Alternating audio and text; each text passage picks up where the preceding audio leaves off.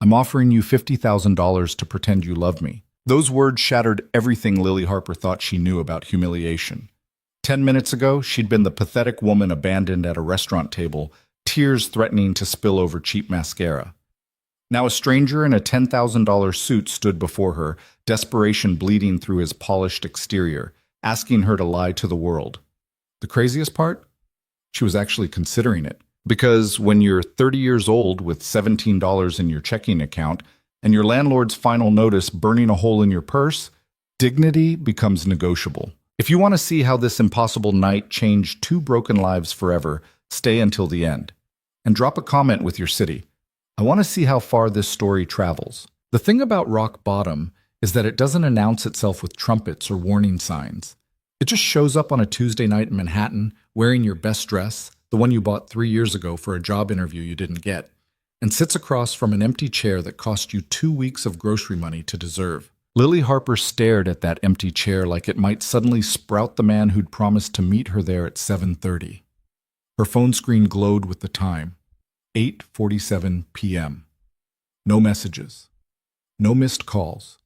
Just the slowly dying hope that maybe, just maybe, traffic had swallowed him whole, and he'd come rushing through those restaurant doors with apologies tumbling from his lips. He wasn't coming. She'd known it at 8 o'clock, suspected it at 7:45, but admitting it meant standing up, walking past all these tables full of people who'd watched her sit here alone for over an hour, and facing the hostess who'd asked 3 times if she wanted to order while she waited. The restaurant, David's, some Italian place her date had insisted on, gleamed with the kind of elegance that made Lily's clearance rack dress feel like a costume. Crystal chandeliers dripped light onto white tablecloths. The women around her wore jewelry that probably cost more than her car. Her dead car. The one currently gathering tickets in a tow-away zone 6 blocks from her apartment because she couldn't afford the $300 repair. "Miss?" The waiter appeared again, sympathy radiating from his professionally neutral face. "Perhaps a menu? The kitchen is still open." Lily's throat closed. She'd looked at the menu when she first sat down. The cheapest entree cost $42. She had $17.36 in her checking account. She'd checked it 4 times today, as if the numbers might magically rearrange themselves into solvency. "Just water, thank you." Her voice came out steadier than she felt. "Of course." He refilled her glass for the 4th time and retreated, probably to tell the other servers about the sad woman in the cheap dress nursing free water while her date stood her up. Lily's phone buzzed. Her heart jumped, finally, but the notification was just her bank app reminding her that her account balance was low. As if she needed the reminder. As if she could forget for even 5 minutes that she was 30 years old, single, broke, and apparently so fundamentally undesirable that men couldn't even be bothered to show up to reject her in person. She should leave. Every second she sat here, the humiliation compounded. But leaving meant admitting defeat, and Lily had been admitting defeat a lot lately. Lost her job 4 months ago when the design firm downsized. Lost her apartment 2 weeks after that. Currently crashing on her friend Monica's couch, contributing what she could to groceries while watching her savings account, never impressive to begin with, bleed down to nothing. This date was supposed to be different. New year, new start. All that inspirational nonsense people posted on social media while their lives fell apart offline. Marcus, her date's name, probably fake, had seemed normal on the dating app. Decent job, nice smile, messages that didn't immediately veer into creepy territory. When he'd suggested David's, she should have known it was too good to be true. Men who looked like his profile pictures didn't take women like her to restaurants with valets and wine lists thicker than phone books. She'd spent money she didn't have getting ready for this. $12 at the salon for a blowout that was already falling flat in the humidity. $8 on a rideshare here because she couldn't show up sweating from the subway. She'd even bought new lipstick, $6 she should have spent on literally anything else, because the tutorial she'd watched on YouTube promised it would make her look confident and mysterious. Instead, she just looked alone. "Excuse me," the voice came from her left. Male, deep, with the kind of easy authority that came from never being ignored. Lily looked up, prepared to tell another well-meaning waiter that she was fine, still waiting, yes, she was sure. The man standing beside her table wasn't a waiter. He was tall. She registered that first, with dark hair starting to curl at his collar like he'd gone too long between haircuts, despite clearly being able to afford better. His suit was charcoal gray and fit him like it had been born on his body.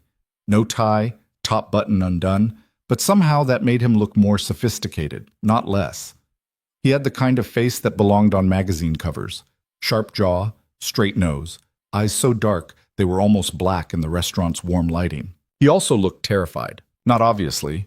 His expression was carefully controlled, businessman neutral. But Lily had spent enough time reading people, trying to figure out which design clients would actually pay their invoices, which roommates would steal her food, which landlords would accept rent 3 days late, that she recognized the tiny tells. The muscle jumping in his jaw, the way his hands were shoved in his pockets like he didn't trust them to stay steady, the too careful way he held his shoulders. This man was panicking, and he was very, very good at hiding it. "I apologize for the intrusion," he said, "but I have an unusual proposition for you." Lily blinked. Of all the things she'd expected, "Are you waiting for someone? Can I buy you a drink?" Some sleazy pickup line? That wasn't it. "I'm sorry. My name is Ethan Carlisle." He said it like she should recognize it. She didn't. "I'm here with my board of directors and my grandmother in the private dining room upstairs. We're finalizing a merger that's been in negotiation for 18 months, except there's a problem." Lily glanced around, waiting for the punchline. Was this some kind of elaborate prank? Were there cameras? "Okay," she said slowly, "and this concerns me how?" I told them I was engaged. The words hung in the air between them like smoke. Lily stared at him, trying to process. "Congratulations? I'm not." Ethan Carlisle, if that was really his name, pulled out the chair across from her and sat down without asking permission. Up close, she could see the faint shadows under his eyes, the white tension around his mouth. "I'm not engaged. I lied. And in approximately 10 minutes, my grandmother is going to demand to meet my fiancé, and if I can't produce one, this entire deal is going to collapse. Then you should probably tell them the truth." "I can't." The words came out sharp. Then he took a breath, visibly collecting himself. "I'm sorry. That was rude. I'm not. This isn't something I do. Lie to my family. Approach strangers in restaurants. But I'm desperate, and you're alone, and I'm out of options." Lily felt anger flash through her chest, hot and clarifying. "You picked me because I look pathetic enough to need whatever you're offering." "No." He met her eyes directly. "I picked you because you've been sitting here for over an hour with your head up, and most people would have run crying to the bathroom by now. You're either incredibly patient or incredibly stubborn, and right now I need someone stubborn." It wasn't a compliment exactly, but it wasn't pity either, and Lily was so tired of pity. "What exactly are you proposing?" 6 weeks. That's how long until the merger finalizes. I need someone to pretend to be my fiancé.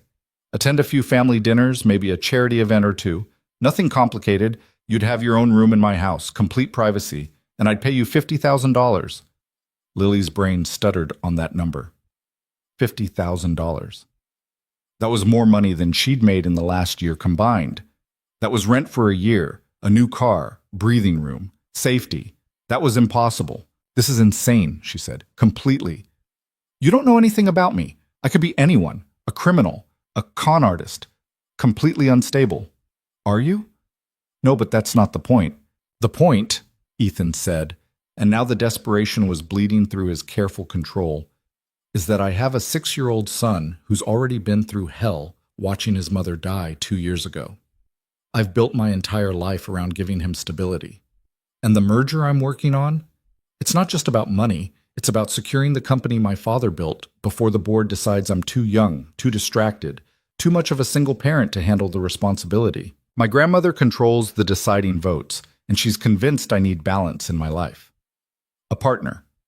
Proof that I'm not just a workaholic throwing myself into business because I can't face being alone." He stopped, seeming to realize he'd said too much. Lily saw him retreat behind his professional mask, but she'd already seen what was underneath: pain, grief, the bone-deep exhaustion of someone who'd been holding everything together for too long. She knew that feeling. "Why me?" she asked quietly. "There have to be easier options. Hire an actress. Ask a friend. My friends are all in my social circle. This has to be someone my grandmother won't recognize, won't have investigated already." Someone who can walk into a room of sharks and hold their own without 20 years of etiquette training. He paused. And honestly, I saw you sitting here, and I thought, here's someone who knows what it's like when everything falls apart. Someone who won't judge me for making desperate choices. Lily wanted to be offended, wanted to throw his offer back in his face and walk out with whatever dignity she had left. But $50,000 was sitting on the table between them, and she'd stopped being able to afford pride somewhere around the time she'd moved into Monica's spare room. I want it in writing, she heard herself say. A contract, with all the terms spelled out, what I'm expected to do, what happens if things go wrong, how the money gets paid. Ethan's shoulders dropped half an inch. Relief. Of course, I can have my lawyer draw something up by tomorrow morning. No. Lily surprised herself with her firmness. Tonight, before I agree to anything, and I want my own copy signed by both of us. For the first time since he'd sat down, Ethan smiled. It was small, barely there, but genuine. You're right to be careful. Give me 20 minutes. He pulled out his phone and typed rapidly, then looked back at her. What's your name? Lily. Lily Harper. Lily. He said it like he was testing the shape of it. Thank you. You have no idea what this means. He stood, then hesitated. My grandmother is going to ask you questions. About us, how we met, all of it. We should probably make up a story? Get our story straight, he corrected. Nothing too elaborate. The best lies are simple. I wouldn't know, Lily said. I'm not much of a liar. Good. Neither am I. That's probably why I'm so terrible at this. He walked away, phone already pressed to his ear, leaving Lily alone at the table. She looked down at her water glass, at the condensation pooling on the white tablecloth, at her reflection warped in the curved crystal. This was crazy. This was the setup for a horror movie or a cautionary tale your mother told you about stranger danger. No sane person agreed to this kind of arrangement, but Lily hadn't felt sane in months. Sanity was for people who could afford to turn down $50,000. Sanity was for people whose lives weren't actively crumbling around them. Her phone buzzed again. Another notification, this time from her credit card app. Payment due, $847. She'd been avoiding that email for 3 days. Lily picked up her water glass and took a long drink. The ice had melted, turning it lukewarm and slightly metallic. Kind of like her life. What started out promising had gone flat and disappointing. Well, maybe this was her chance to shake things up. Ethan returned in exactly 17 minutes with a sheaf of papers and a pen that probably cost more than her outfit. He sat down, spread the contract on the table between them, and walked her through each clause. 6 weeks. Public appearances as needed, to be scheduled with minimum 24 hours notice.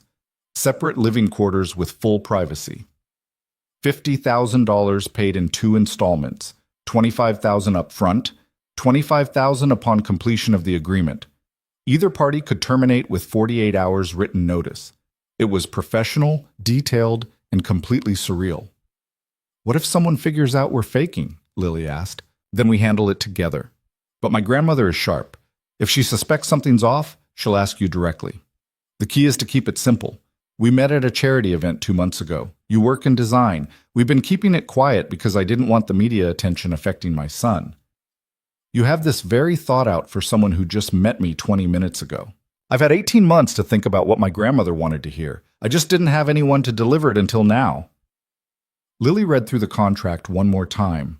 The money was real. Wire transfer details, account numbers, everything spelled out in legal language she mostly understood. This was actually happening. She picked up the expensive pen. One more thing, she said. Your son. Does he know about this? Ethan's expression shuddered. No, and he won't. Oliver stays out of this completely. You'll meet him. It would look strange if you didn't, but the engagement story is only for the adults. As far as he's concerned, you're just someone I'm dating. Nothing serious, nothing permanent. I won't let him get attached to something that isn't real. There was something painful in the way he said it, something that suggested this wasn't just about protecting his son. But Lily didn't push.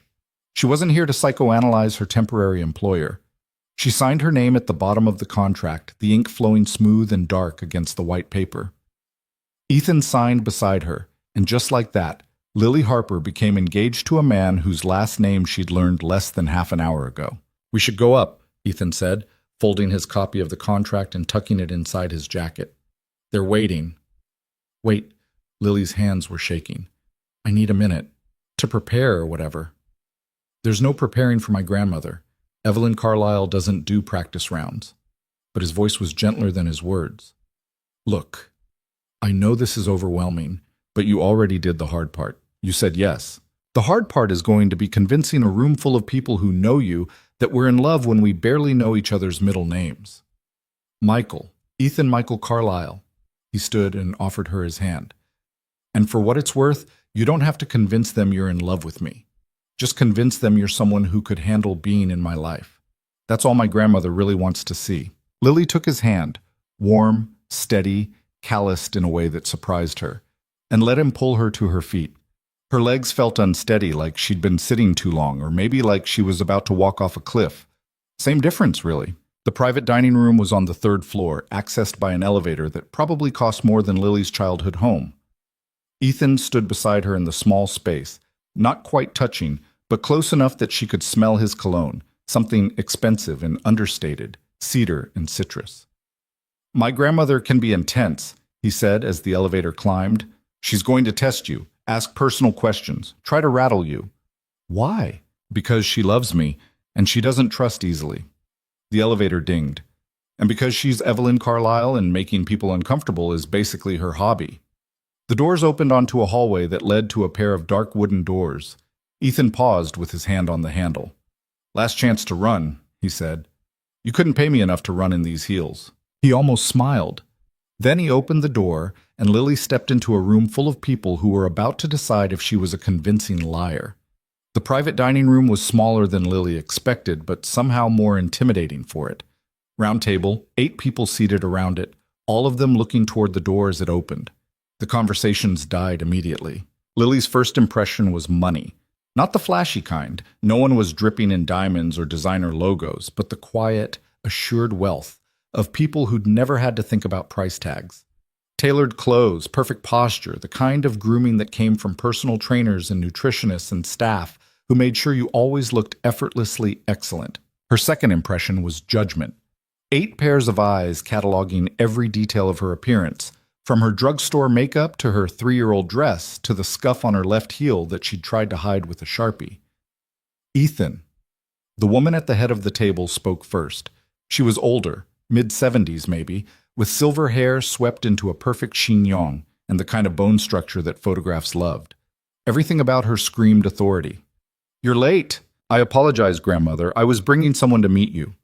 Ethan's hand found the small of Lily's back, gentle but unmistakable. "Everyone, this is Lily Harper, my fiancée." The silence that followed could have suffocated small animals. Lily felt every eye in the room lock onto her with laser focus. The grandmother, Evelyn, apparently, set down her wineglass with deliberate precision. "Your fiancé," she repeated, voice perfectly neutral. "How unexpected. We've been keeping it quiet," Ethan said, smooth as glass. "Lily's private, and I didn't want the media circus affecting Oliver." "How thoughtful." Evelyn's gaze hadn't left Lily's face. "Come here, child. Let me look at you properly." It wasn't a request. Lily walked forward, feeling like she was approaching a throne. Up close, Evelyn Carlyle was even more formidable.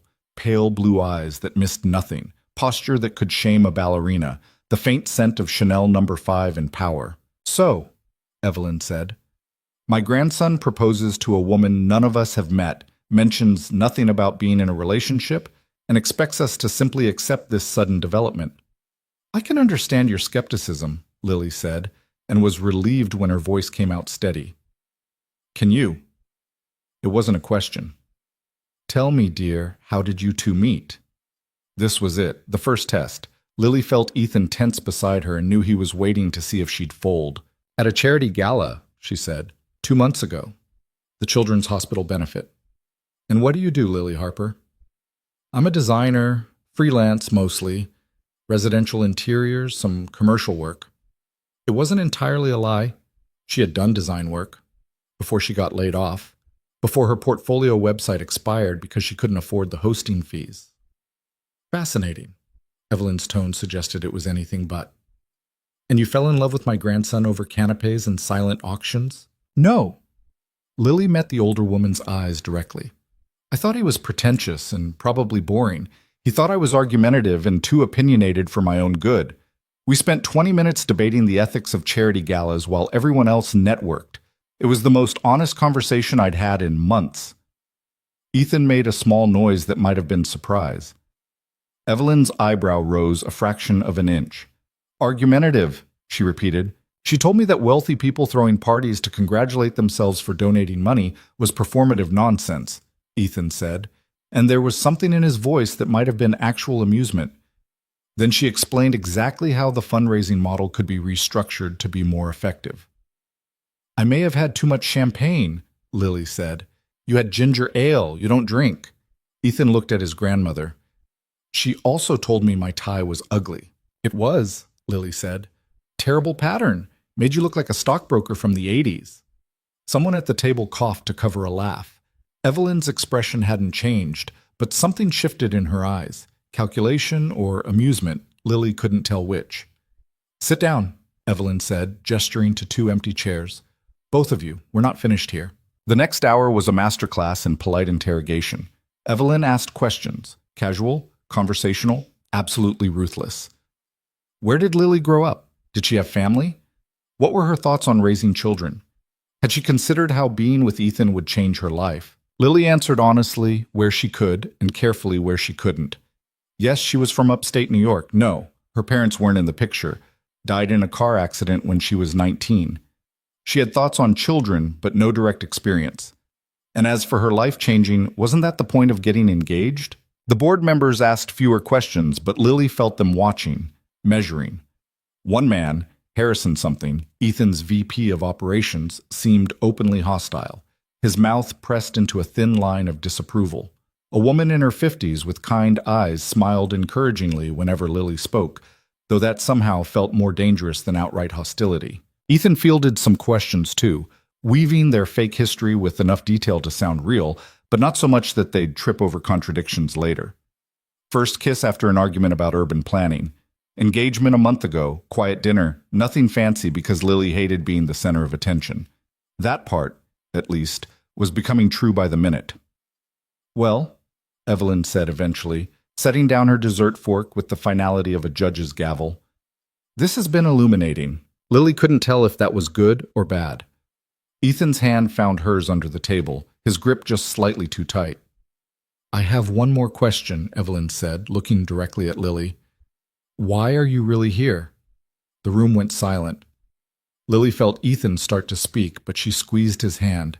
Shut up, I've got this. Because your grandson asked me to be, she said simply, and because I said yes. That's not an answer. Yes, it is. Lily took a breath. Look, Mrs. Carlyle. Evelyn. Evelyn, I know how this looks.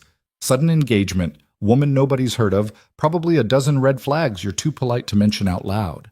And honestly, you should be suspicious. If I were in your position, I would be.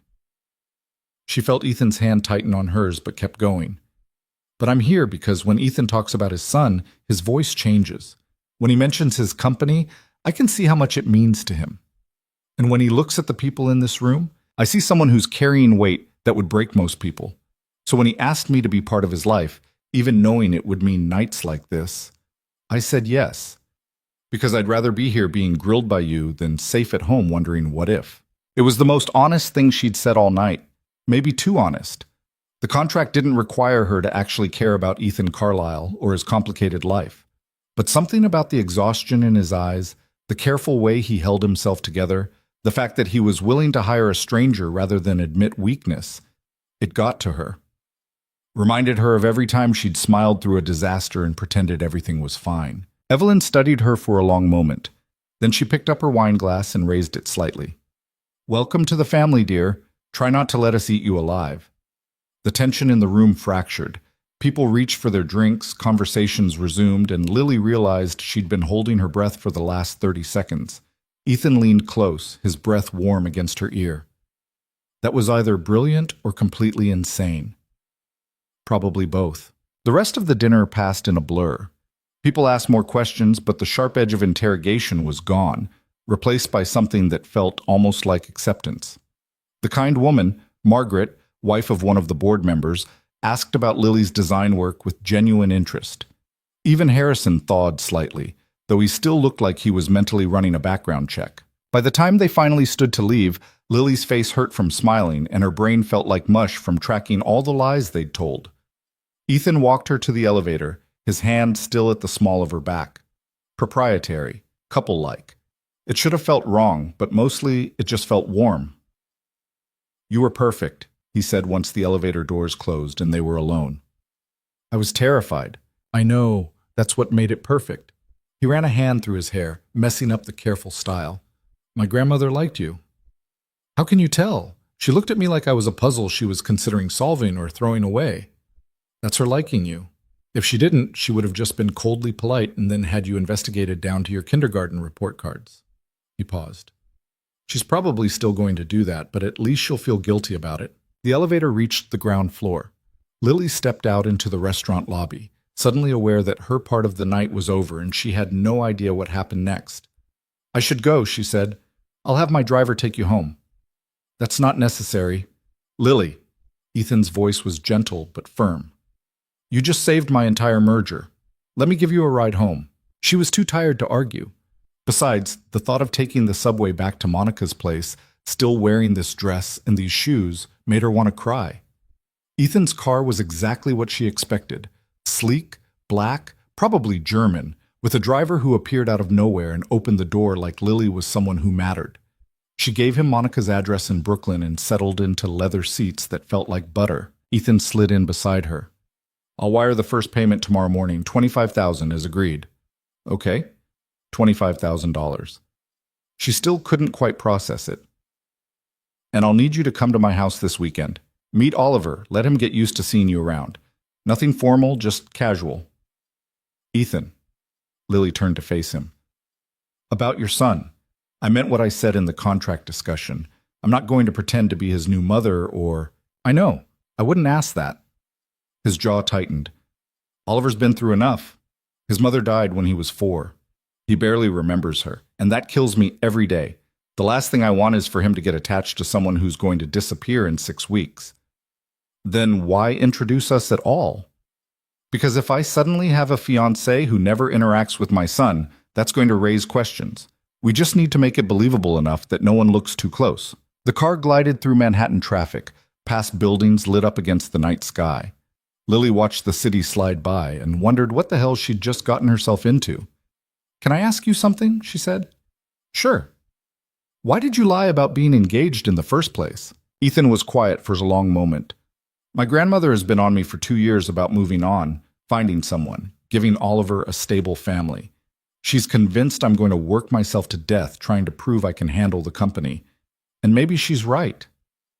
He looked out the window. "The merger is important. It positions us for the next decade, secures jobs for 3,000 employees. But the board's been hesitant because they think I'm distracted. Too young, too emotional, too focused on being a father instead of a CEO. I needed them to see me as stable, settled, and apparently that requires a fiancé." "Boy, so you lied." "So I lied." He said it flatly, no excuses. "And then I spent 18 months trying to figure out how to either make it true or confess, and I'm apparently a coward because I did neither." "You're not a coward," Lily said. "You're just scared." "Is there a difference?" "Yeah, cowards run away. Scared people ask strangers for help in restaurants." He looked at her then, really looked at her, and Lily saw something shift in his expression. Recognition? Maybe. Like he was seeing her as an actual person instead of a convenient solution. "Thank you," he said quietly. "For tonight. For all of it. Thank you for the $50,000. Fair." A ghost of a smile. "Though I'm pretty sure you earned every penny in that first 5 minutes with my grandmother." The car pulled up outside Monica's building, a walk-up in a neighborhood that was trying hard to gentrify but hadn't quite made it. Lily could see the driver's eyes flick to the graffiti on the corner bodega, the overflowing trash bins, the general air of managed decay. This was her real life. Not private dining rooms and chauffeurs and contracts worth more than her annual salary. This. I'll text you about this weekend, Ethan said. And Lily, if you change your mind, if this gets too complicated, just tell me. The contract says 48 hours notice, but honestly, I'll understand if you need to walk away. I'm not going to walk away. How do you know? Because I already spent your money in my head. She opened the car door. Paid rent, fixed my car, bought groceries without checking my bank account first. I'm not giving that up unless you do something really terrible. I'll try to keep my terrible behavior to a minimum. Lily stepped out onto the sidewalk, then leaned back down. Ethan, your grandmother doesn't think you're too emotional. She thinks you're lonely. She closed the door before he could respond and walked into the building without looking back. Her hands were shaking as she climbed the 3 flights to Monica's apartment, key fumbling in the lock. Monica was still awake, curled on the couch with a book and a glass of wine. She looked up as Lily came in. How was the date? He didn't show.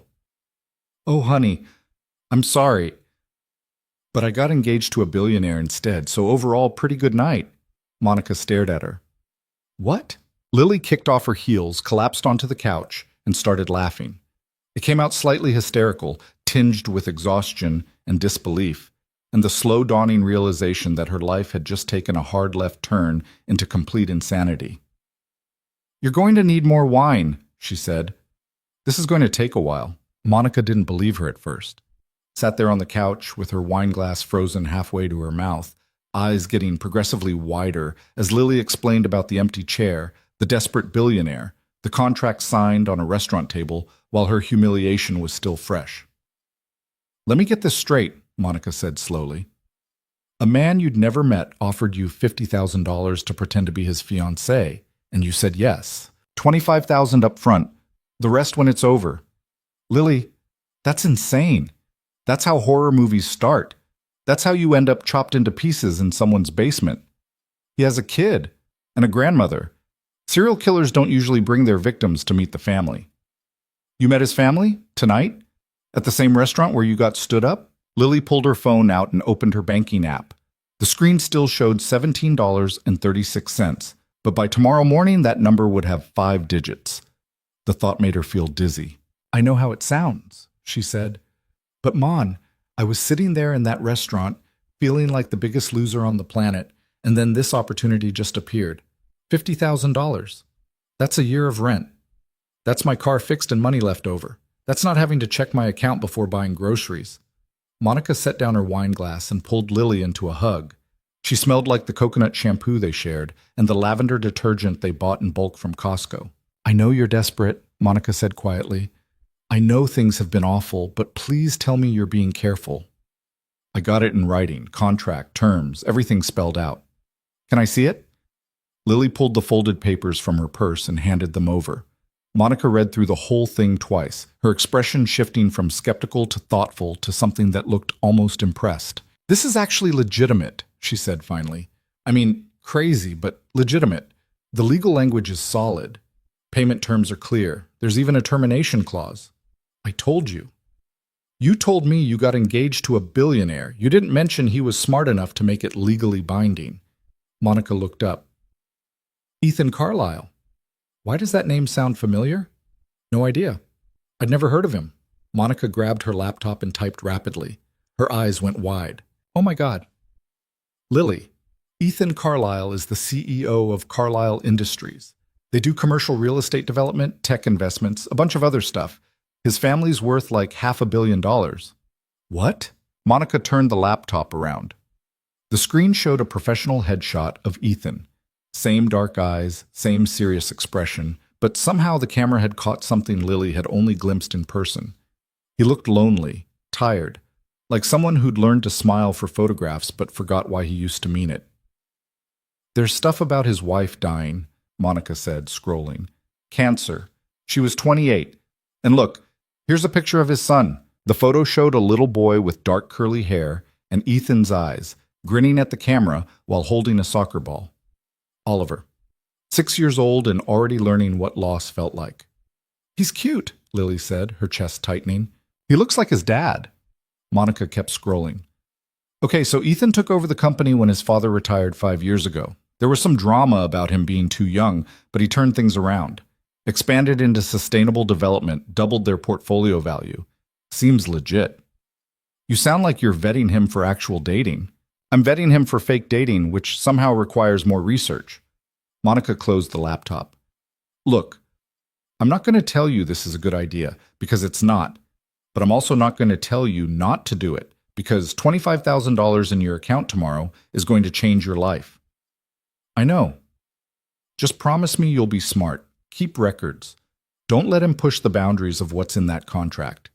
And if anything feels wrong, you walk away. I promise. Monica pulled her in for another hug. Also, you have to let me help you shop for outfits, because showing up to fancy events in your interview dress is not going to cut it. I can't afford. He's paying you to be his fiancée. Part of that job is looking the part. Tell him you need an appearance budget. Lily hadn't thought of that. But Monica was right. If Ethan wanted her to be convincing at charity galas and family dinners, she needed clothes that didn't scream clearance rack. She fell asleep that night on Monica's couch, still wearing her makeup, phone clutched in her hand like she was afraid the contract might disappear if she looked away too long. Her dreams were a confused tangle of empty restaurant chairs and silver-haired grandmothers and little boys with dark eyes asking questions she didn't know how to answer. The money hit her account at 9 the next morning. Lily was eating cereal, the cheap kind that turned the milk weird colors, when her phone buzzed with the notification. She opened the app, expecting to see the same pathetic balance she'd been staring at for months. $25,017.36. She dropped her spoon. Milk splattered across Monica's coffee table. Oh my God, she breathed. Monica stuck her head out of her bedroom. What? It's real, the money. It's actually in my account. They both stared at the phone screen like it might be a hallucination. Then Monica started laughing, and Lily joined her, and for about 30 seconds they just stood in the tiny living room, giggling like idiots while cereal milk dripped onto the floor. Lily's phone buzzed again. Text message from an unknown number. Money should be there. Let me know when you receive it. We need to schedule this weekend. Ethan. She saved his number and typed back. Received. Thank you. When works for you? Saturday afternoon? 2 p.m.? I'll send a car. I can take the subway. Lily, please just let me send the car. She thought about arguing, then remembered she was being paid $50,000 to make his life easier, not harder. Okay, send me the address. The address he sent made Monica whistle when Lily showed her. That's the Upper East Side, like the fancy part of the Upper East Side. Your fake fiancé has serious money. I'm aware. Are you? Because I don't think you're fully grasping what you've gotten yourself into. Monica grabbed Lily's shoulders. This isn't just some guy with a nice apartment. This is old money, social register, the kind of people who summer in the Hamptons and have their kids' names down for private schools before they're born. You're not helping. I'm preparing you. There's a difference. Monica released her and headed for the closet. Okay, Saturday your meeting is kid, casual, but put together. You need to look like someone who belongs in his world but isn't trying too hard. I don't have anything like that. I know. That's why we're going shopping. They spent Thursday afternoon in stores Lily usually walked past without looking. Monica had a good eye and better negotiating skills, talking sales associates into discounts and steering Lily away from anything too flashy or too cheap. By the end of the day, Lily had 3 outfits that made her look like someone who could afford more than instant ramen, plus a pair of shoes that didn't have Sharpie covering the scuffs. This is too much, Lily said, watching the total climb at the register. This is an investment. Besides, it's his money you're spending. He gave me money to pretend to be his fiancée, not to go on a shopping spree. Same thing. Monica handed over Lily's new credit card, the one she'd finally been able to pay down with the first installment. You can't show up to his house looking like you're there to clean it. Image matters to these people. The saleswoman wrapped everything in tissue paper like they were precious artifacts instead of just clothes. Lily carried the bags back to Monica's apartment feeling like an imposter wearing someone else's life. Friday, she spent researching, looked up Carlisle Industries, read articles about Ethan's business ventures, studied photos of his late wife. Sarah Carlisle had been beautiful, blonde, elegant, always smiling in pictures. The kind of woman who looked natural in gowns and at charity events. Everything Lily wasn't. She found their wedding announcement in the Times archives. They'd been 24 and 22, married at some estate in Connecticut with 300 guests. The write-up gushed about two prominent families joining, old money and older money, a perfect match. Sarah had died 2 years ago. Breast cancer, aggressive, caught too late. The obituary mentioned her husband and young son, her charity work, her love of classical music. There was a photo from her memorial service. Ethan, in a black suit, holding Oliver's hand, both of them looking hollowed out by grief. Lily closed her laptop, feeling queasy. She was stepping into a dead woman's place, even temporarily, pretending to fill a role that someone real had occupied, someone Ethan had actually loved. This was more complicated than she'd thought. Saturday arrived too fast. Lily changed outfits 3 times before settling on dark jeans and a soft blue sweater that Monica insisted made her eyes look good. Not too formal, not too casual. The kind of thing a normal person might wear to meet their boyfriend's kid for the first time. Except nothing about this was normal.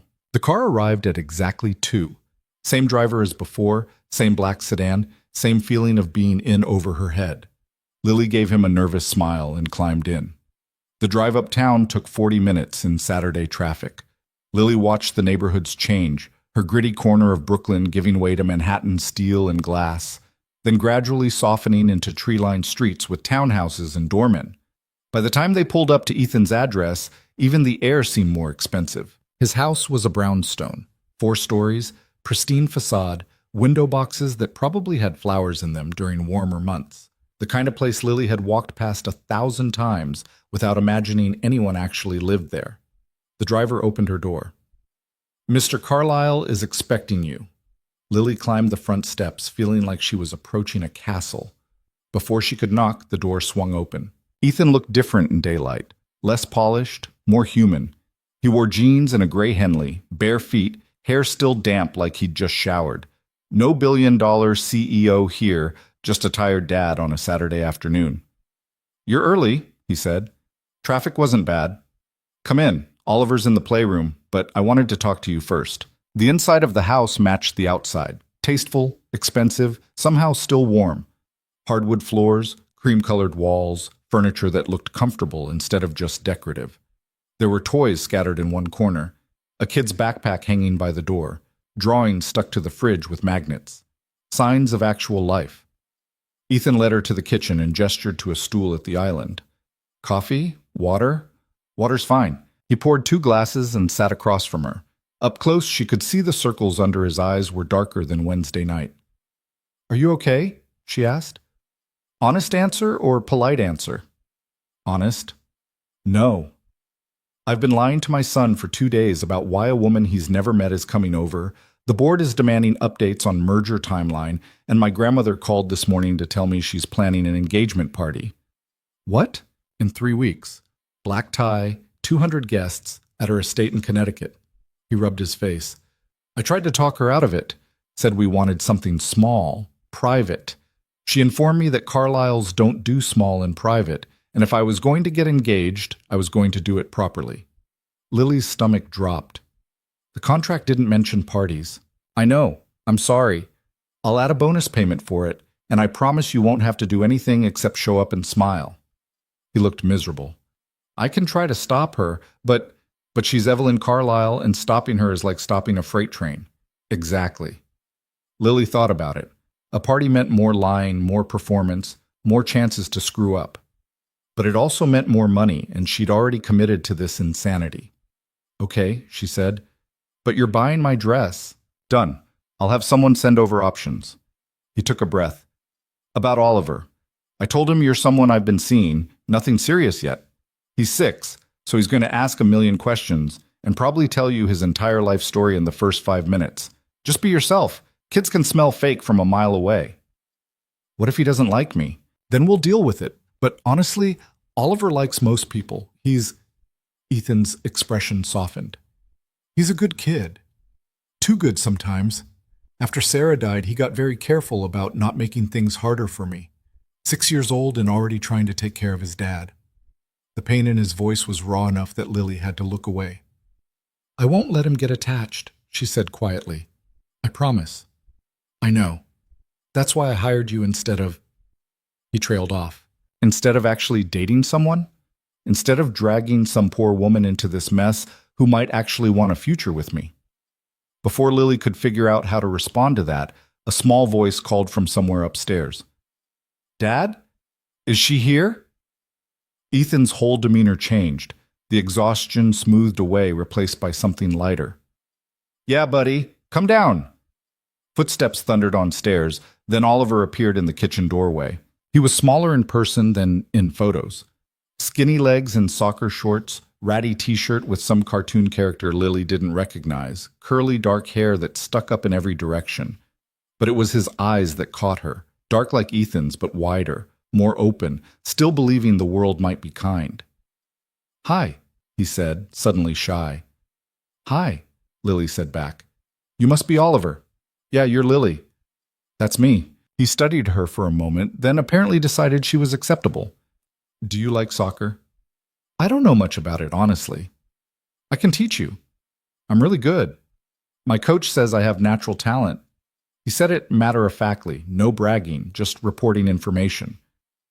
That sounds cool. Do you want to see my room? I have a Lego city. It took me 3 weeks to build. Ethan started to intervene. Oliver, maybe give Lily a chance to... I'd love to see it, Lily said. Oliver's face lit up. He grabbed her hand. His was small and sticky with what might have been juice, and pulled her toward the stairs. Ethan followed, looking bemused. Oliver's room was exactly what she'd expected. Toys everywhere, posters of soccer players, books crammed onto shelves, the organized chaos of a smart kid with too many interests. The Lego city covered most of his desk, an impressive sprawl of buildings and roads and tiny plastic people. This is the hospital, Oliver explained, pointing. And this is the school. And this part is the police station, but I ran out of blue bricks, so it's kind of pink right now. It's amazing, Lily said, and meant it. The detail was incredible. Street signs, parks, even a tiny pizza place. My mom liked Legos too, Oliver said casually. She helped me start the city before she got sick. Lily felt Ethan tense in the doorway. But Oliver just kept talking, matter of fact. She died 2 years ago. I was 4, so I don't remember everything, but I remember building Legos with her. He looked up at Lily. Do you have a mom? I did. She died when I was 19. Oh. Oliver processed this. That's sad. Yeah, it is. Dad says it's okay to be sad about people dying. You just have to also remember the good stuff. Your dad's right. Oliver seemed satisfied with this exchange. He launched into an explanation of the city's traffic system, complete with hand gestures and sound effects. Lily listened, asking questions when appropriate, and tried not to think about how easy it would be to care about this kid. An hour passed before Ethan finally intervened, suggesting snacks. They moved back downstairs, Oliver chattering the whole way about his soccer team, his teacher, his best friend Marcus, who could burp the alphabet. In the kitchen, Ethan pulled out apple slices and peanut butter while Oliver climbed onto a stool and continued his monologue. Lily caught Ethan's eye over the kid's head and saw something that looked like gratitude. So are you my dad's girlfriend? Oliver asked suddenly. Lily nearly choked on her water. Ethan went very still. Lily said. We're spending time together, getting to know each other. But you might be his girlfriend later. Maybe. We'll see. Okay. Oliver crunched an apple slice. My friend Emma's mom has a boyfriend. He's nice, but he talks too loud. You're not loud. Thanks. Do you want to play soccer with us? We usually play in the park on Saturdays. Lily looked at Ethan, who shrugged. If you want. No pressure. She should say no.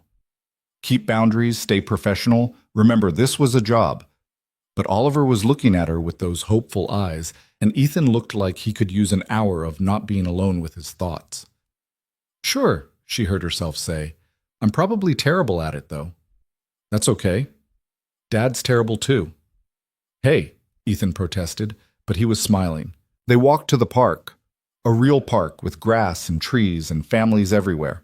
Oliver ran ahead, ball at his feet, while Ethan and Lily followed at a more sedate pace. You're good with him, Ethan said quietly. I'm not doing anything special. You're treating him like a person instead of a tragedy. That's more special than you think. He paused.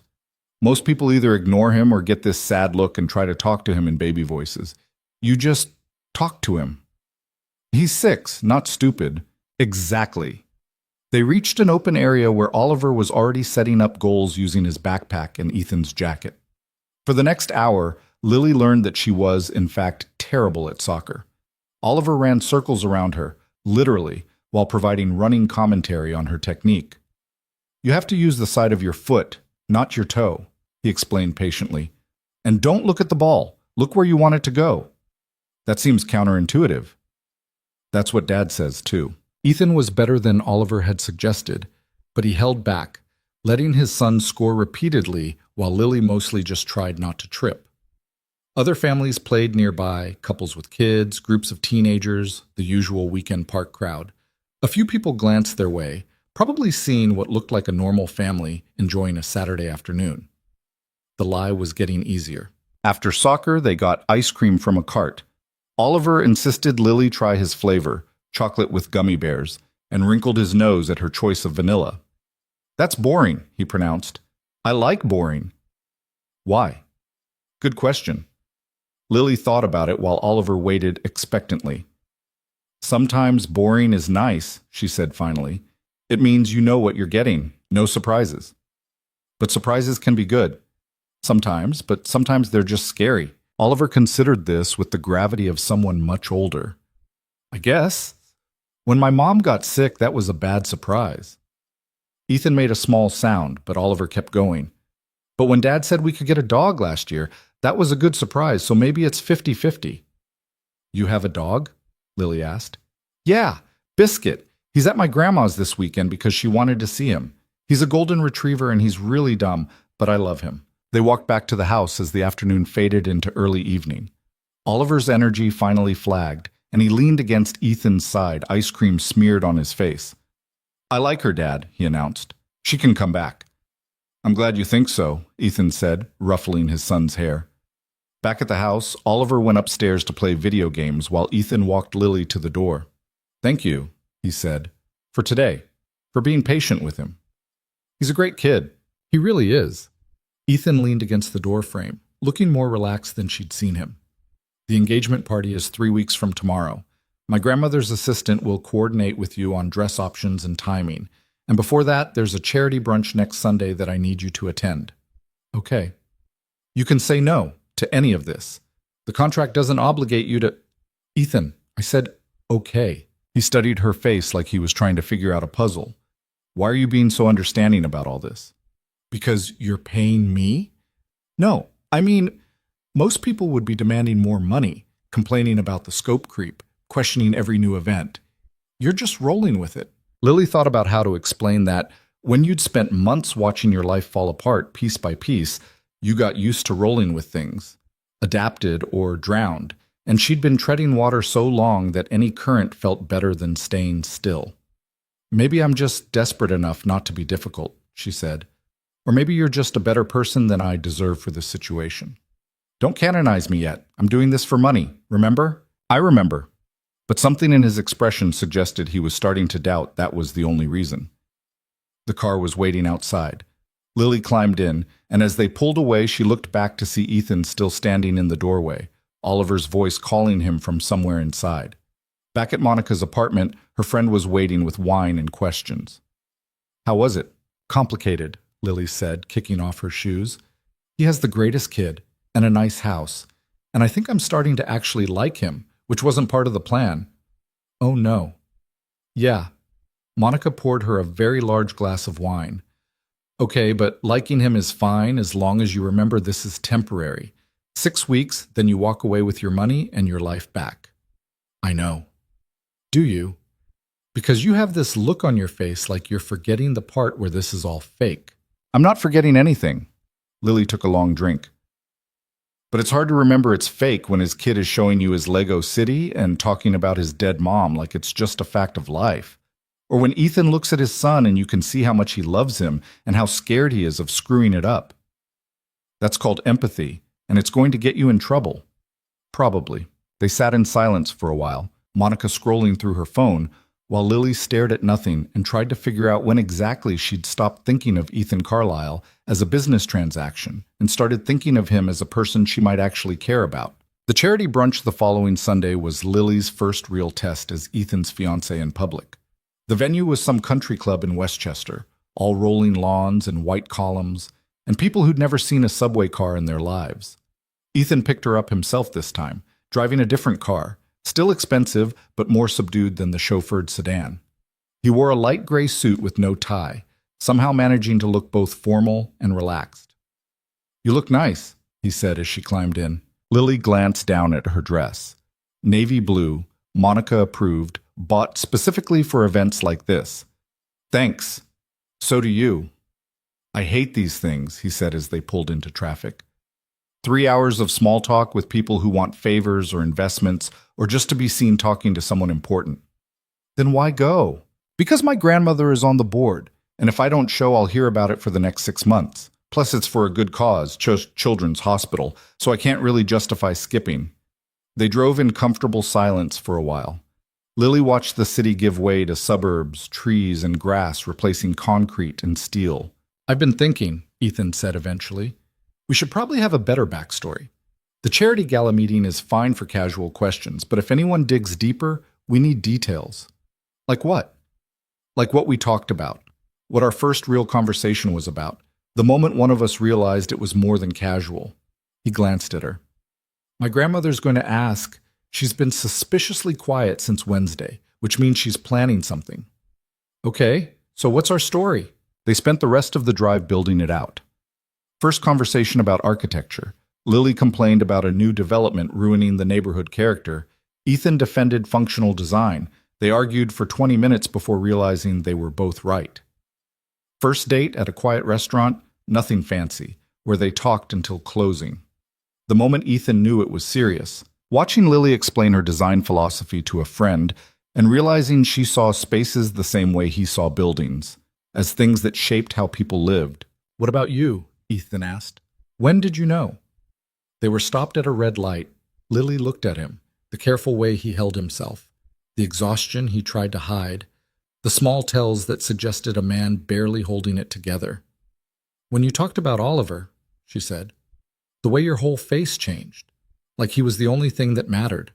It was true enough that it didn't feel like lying. Ethan's hands tightened on the steering wheel. "That's good. Use that." The country club was exactly as insufferable as Lily had imagined. Valets, champagne on silver trays, women in designer dresses that cost more than Lily's first car. She felt immediately out of place despite Monica's coaching and the navy dress that had seemed so sophisticated in the mirror. Ethan's hand found the small of her back. "Breathe. You belong here as much as anyone." "I really don't." "Neither do most of them. They're just better at pretending." He guided her through the crowd, stopping every few feet to shake hands or exchange pleasantries. Lily smiled and nodded and tried to remember names that all sounded vaguely similar. The conversations were predictable. Congratulations on the engagement. Where's the wedding? Have you set a date? How did he propose? Ethan fielded most of it with practiced ease, occasionally glancing at Lily to confirm details they'd fabricated in the car. She jumped in when needed, adding small touches that made the lies feel real. Then Evelyn appeared. "Ethan, Lily." She materialized out of the crowd like a shark sensing blood. "How lovely to see you both." "Grandmother." Ethan kissed her cheek. "You look well. I look old, but thank you for lying." Her sharp eyes fixed on Lily. "And you, dear? Settling into your new role?" "Still getting used to it," Lily said honestly. "I imagine so. It's quite a change from your previous life." There was something pointed in the way she said it. Lily felt Ethan tense. "Lily's been very patient with all the attention," he said carefully. "I'm sure. Tell me, dear, have you given any thought to the wedding itself? I know the engagement party is first, but these things require planning." "We haven't really discussed—" "You should. A wedding of this magnitude takes at least a year to plan properly. Venue, guest list, flowers, the dress, of course. Unless you're planning something smaller." It was a trap. Lily could see it in Evelyn's eyes. Any answer would be wrong. Too big, and she looked like a gold digger.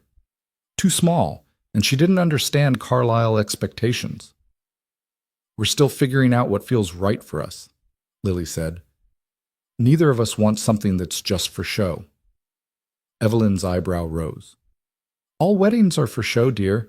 The question is what you're showing. Then I guess we want to show that we actually care about each other more than we care about impressing people. Silence. Ethan looked like he might intervene, but Evelyn smiled. Actually smiled, thin and sharp, but genuine. Well said. Come, let's find our table. I want you sitting with me. Lunch was an endurance test. Evelyn held court, asking questions that seemed casual but weren't, watching Lily's reactions like a scientist studying a specimen. Other board members joined them, along with their spouses, and Lily found herself navigating conversations about charities she'd never heard of and vacation homes in places she couldn't pronounce. Ethan stayed close, running interference when needed, his hand occasionally finding hers under the table. The touch felt more real than it should have. Halfway through dessert, a woman approached their table. Tall, blonde, elegant in the way that came from personal trainers and expensive salons. She wore a smile that didn't reach her eyes. "Ethan," she said warmly, "it's been too long." Ethan's whole body went rigid. "Victoria, I didn't know you were back in town." "Just for the weekend. Charity obligations." Her gaze slid to Lily, assessing.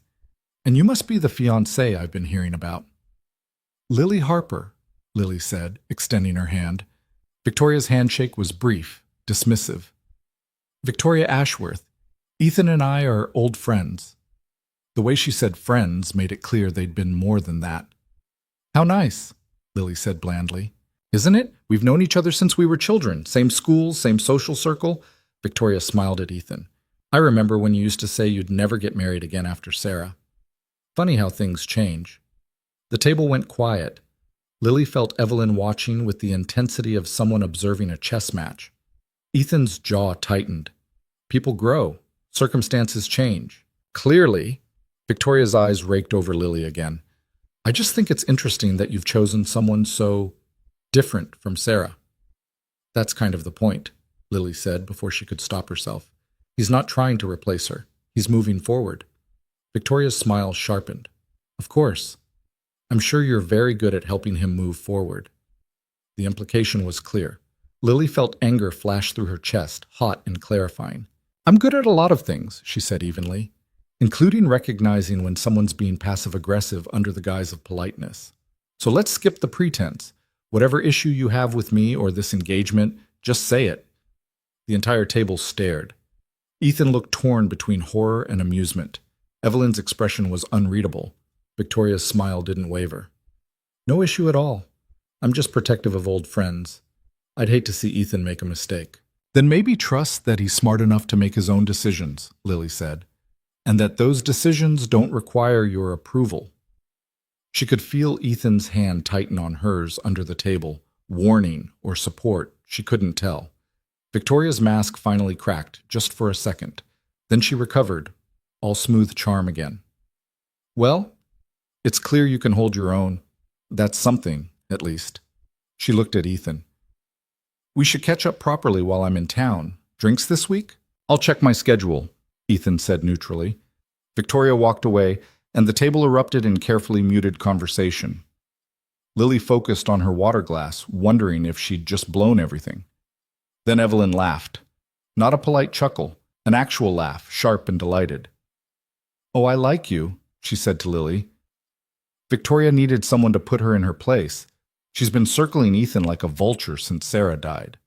"I probably shouldn't have—" "Nonsense, you defended your relationship. That's what a real fiancé would do." Evelyn's smile was approving. "Though next time, perhaps with slightly less volume. We do have standards." The rest of the afternoon passed in a blur. More conversations, more champagne, more navigating the treacherous waters of people who smiled while calculating your worth. By the time they left, Lily's face hurt from smiling, and her feet hurt from the heels Monica had insisted she wear. In the car, Ethan was quiet for the first 10 minutes. Then he started laughing. "What?" Lily asked. "You told Victoria Ashworth to her face that she was being passive-aggressive, in front of my grandmother, at a charity brunch." "I'm sorry, I know I shouldn't have—" "That was the most entertaining thing I've seen in years." He was grinning now, genuine and open. "Do you know how long I've wanted someone to do that? She's been insufferable since we broke up." "You dated her?" "Briefly. Years ago. Before Sarah." His smile faded. She thought we'd get back together after Sarah died. Couldn't understand why I wasn't interested. Because you were grieving. Because I wasn't interested, he corrected. The grief was part of it, but mostly she just wasn't someone I wanted to build a life with. Too focused on appearances, on what people thought. Sarah was the opposite. She didn't care about any of that. They drove in silence for a while. Lily watched the suburbs slide past and thought about Victoria's perfect hair and designer dress, and the way she'd looked at Ethan like he was something she'd lost and wanted back. Your grandmother really liked that I stood up to her, Lily said. My grandmother really liked that you stood up for me. There's a difference. Ethan glanced at her. You keep surprising me. Good or bad? I'm not sure yet. He dropped her back at Monica's just as the sun was setting. Before she could get out, he caught her hand. The engagement party is next Saturday, he said. It's going to be bigger than the brunch. More people, more scrutiny. Victoria will probably be there, along with half of New York society. Are you sure you're okay with this? Too late to back out now. It's not, actually. I can cancel. Tell my grandmother the truth. Deal with the fallout. Lily looked at him, really looked. At the exhaustion in his eyes, the tension in his shoulders, the way he held himself like someone waiting for the next disaster. I'm not backing out, she said. We have a deal. This is more than what we agreed to. Then pay me more. She smiled to take the edge off. Besides, I'm kind of invested now. I want to see how this plays out. You're either very brave or very stupid. Probably both. She got out of the car and walked up to Monica's building without looking back, but she could feel Ethan watching until she disappeared inside. Monica took one look at her face and poured wine. That bad? That complicated, Lily said. His ex showed up. His grandmother is planning a huge engagement party, and I think I just made everything worse by having opinions in public. Details.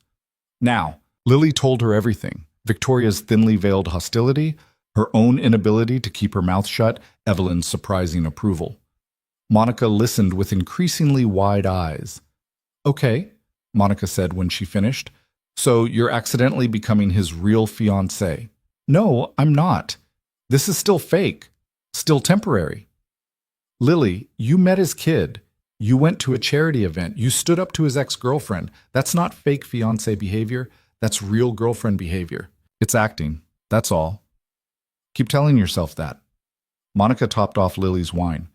But when this blows up in your face because you caught feelings for a billionaire widower with a cute kid and a manipulative ex, don't say I didn't warn you. It's not going to blow up. Everything blows up eventually. The question is whether you're ready when it does. Lily didn't have an answer to that.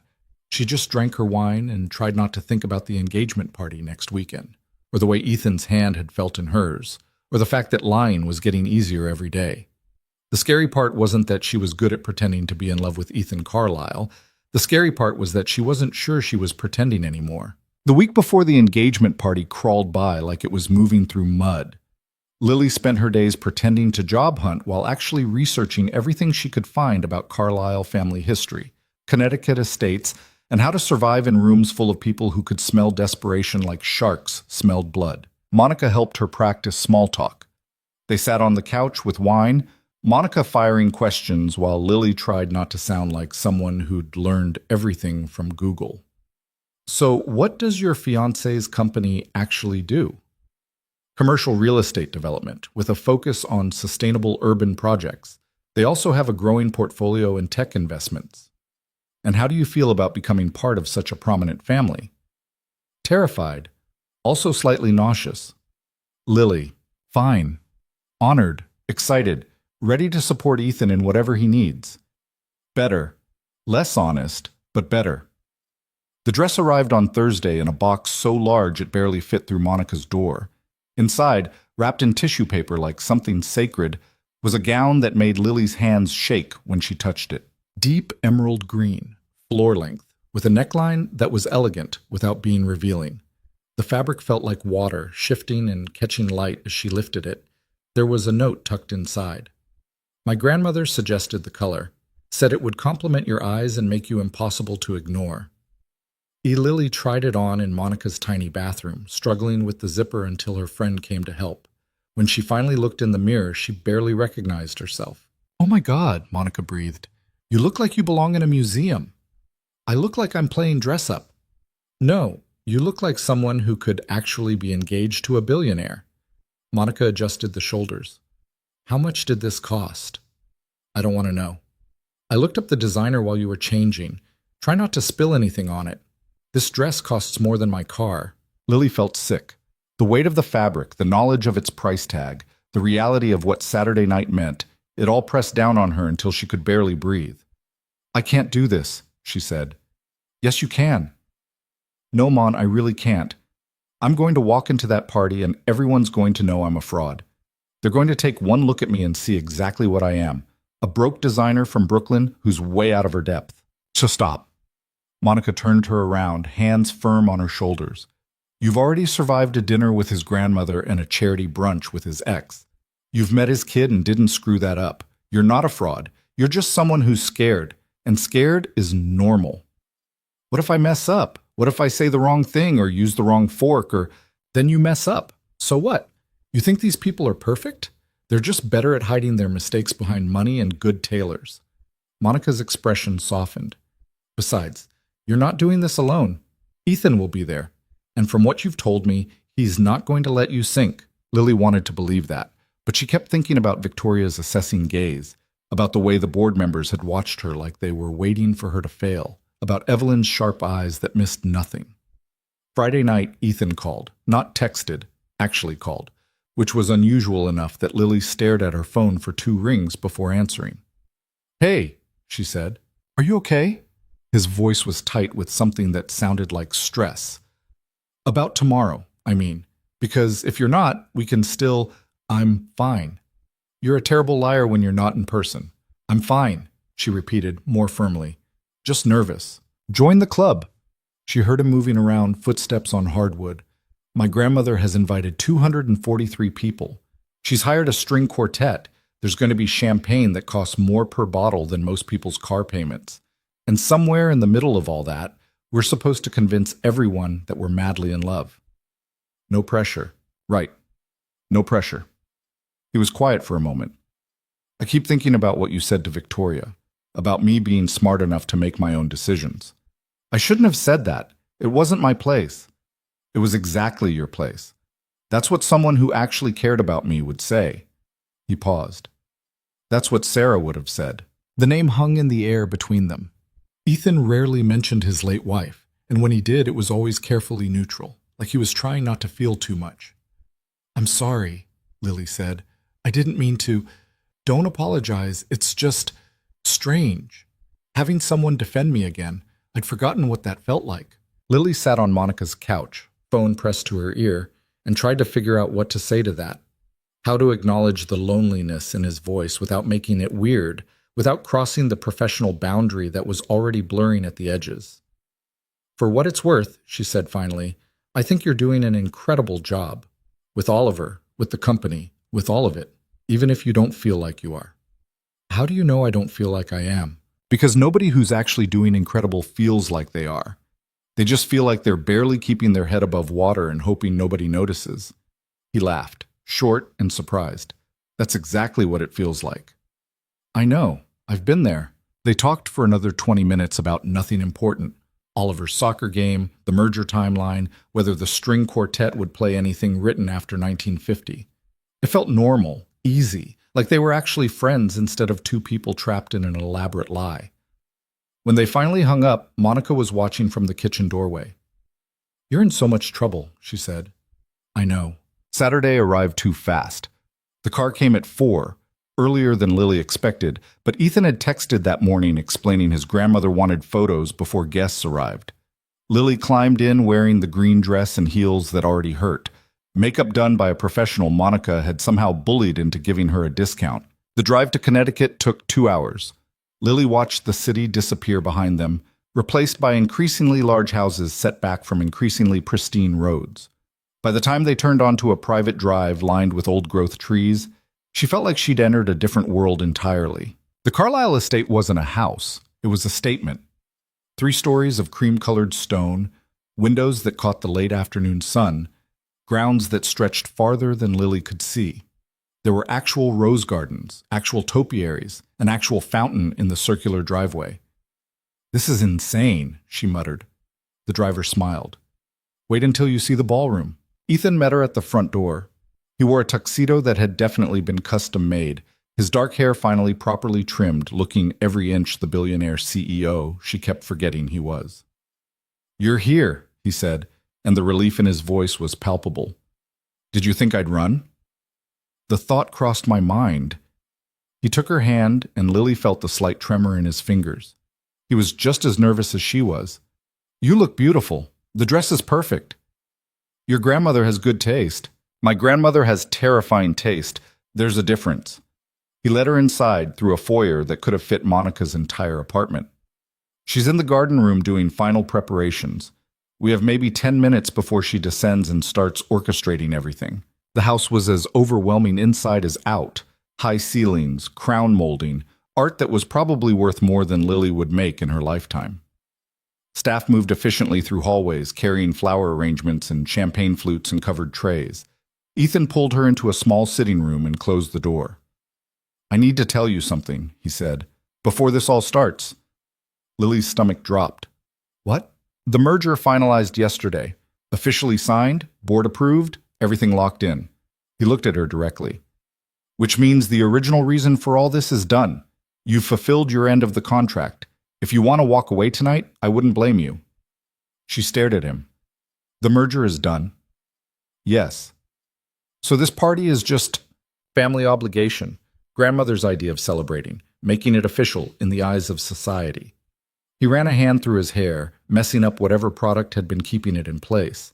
"I'm not asking you to leave, but I'm also not asking you to stay for something that's only about appearances.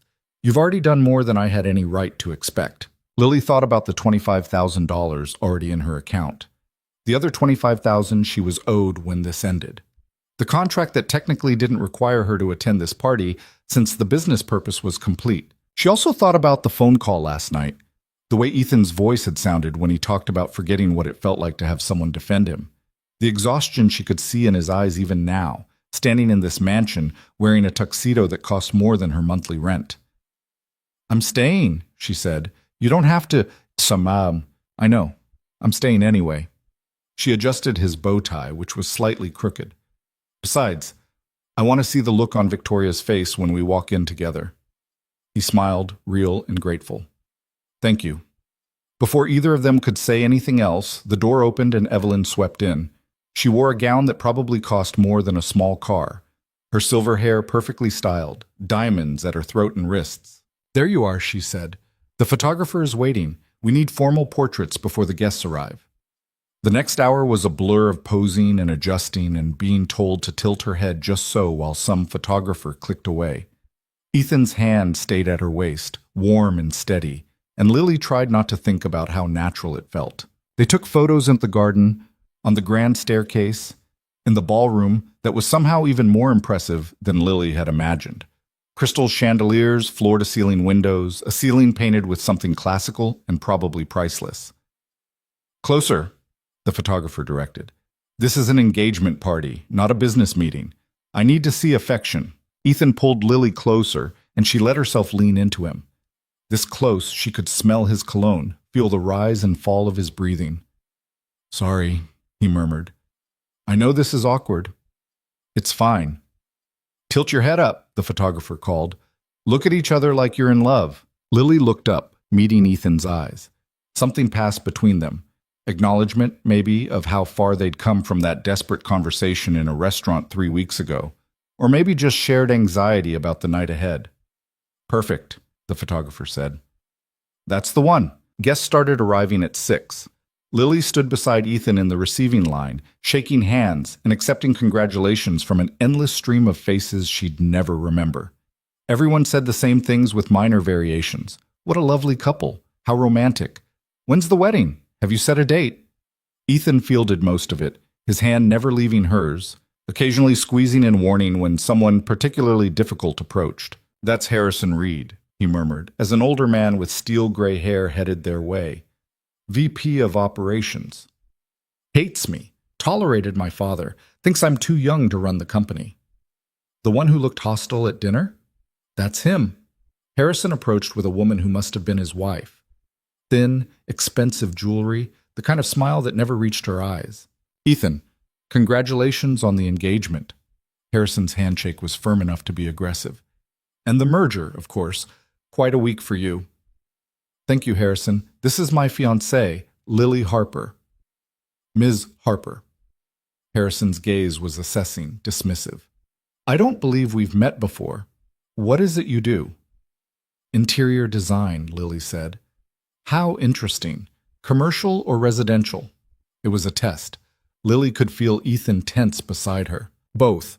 Though lately I've been focusing more on residential projects. There's something satisfying about creating spaces where people actually live instead of just work.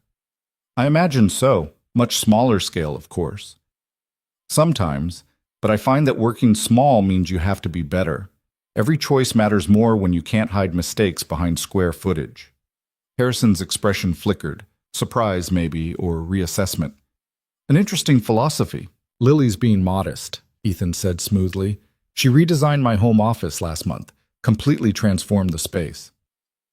This was news to Lily, but she kept her expression neutral. Just another lie to add to the pile. They moved down the line. More faces, more congratulations, more careful navigation of questions that could trip them up if they weren't careful. Lily's feet hurt and her face hurt, and she was only an hour into this nightmare. Then Victoria arrived. She wore red, bold, attention-grabbing, the kind of dress that demanded you look at her. Her date was tall, handsome in a generic way, clearly selected more for appearance than conversation. Ethan, she purred, air-kissing both his cheeks. What a beautiful party. Your grandmother outdid herself.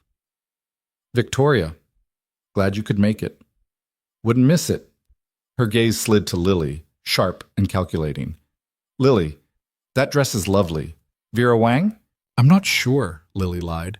She knew exactly who designed it, had looked it up after Monica's comment about the price tag. Well, it suits you. Very sophisticated. The compliment sounded like an insult. You must be excited about joining such a prominent family.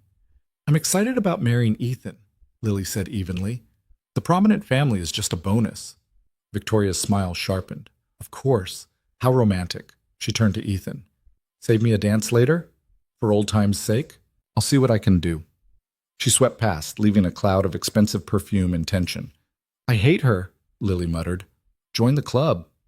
Ethan's jaw was tight. She does this at every event. Shows up looking perfect, makes pointed comments, reminds everyone that she and I have history. Why do you invite her? I don't. My grandmother does. Old family friends, social obligations, all that. He glanced at Lily. You don't have to be nice to her, you know, despite what my grandmother said about volume. Good, because I wasn't planning on it. By the time the receiving line finally ended, Lily needed a drink and a place to sit down. Ethan guided her to the bar, ordered her champagne and himself a scotch, and they found a quiet corner near the windows. The party was in full swing now. 243 people filling the ballroom, string quartet playing something classical, servers circulating with trays of food that was probably delicious but looked too fancy to eat. You're doing great, Ethan said quietly. I'm dying inside. Well, you're hiding it well. He took a sip of scotch. Another hour of mingling, then dinner, then dancing, then we can probably escape without my grandmother hunting us down. That sounds like a prison sentence. Welcome to my life. They separated to work the room. Ethan's suggestion said it would look more natural if they weren't attached at the hip all night. Lily found herself talking to people whose names she immediately forgot, smiling until her face felt frozen, accepting congratulations for an engagement that wasn't real. She was trapped in conversation with a woman who wouldn't stop talking about her daughter's upcoming wedding when Oliver appeared at her elbow. He wore a small tuxedo that made him look like a miniature adult, his curly hair actually combed flat for once. Hi, he said. Hey, you look very fancy. I hate this outfit. The tie is choking me. He tugged at his collar. Grandma Evelyn said I have to stay for dinner, but then I can go upstairs. Do you want to come see the game room? It has a pool table and everything. I don't think I can leave the party, buddy. Why not? It's boring. Very boring, but sometimes we have to do boring things. Oliver considered this with the seriousness of someone much older. Is that why you're marrying my dad? Because you have to do boring things with him? Lily's heart stuttered. What? No, why would you think that? Marcus's mom got married last year, and she said sometimes you marry people because it makes sense, not because you love them. He looked up at her with those dark eyes that were too wise for six. Is that why? Lily crouched down so they were eye level, not caring if it wrinkled the expensive dress. I'm marrying your dad because I want to, she said. It was the truth, even if the circumstances were a lie. Not because I have to, and definitely not because it makes sense. Do you love him? The question was so direct, so honest, that Lily felt something crack in her chest. She thought about the contract in her purse, about the money in her account, about all the reasons this was supposed to be temporary and fake and uncomplicated. Then she thought about the way Ethan looked at his son, the exhaustion he tried to hide, the phone call last night where he'd sounded so lonely it hurt. Yeah, she heard herself say. I think I do.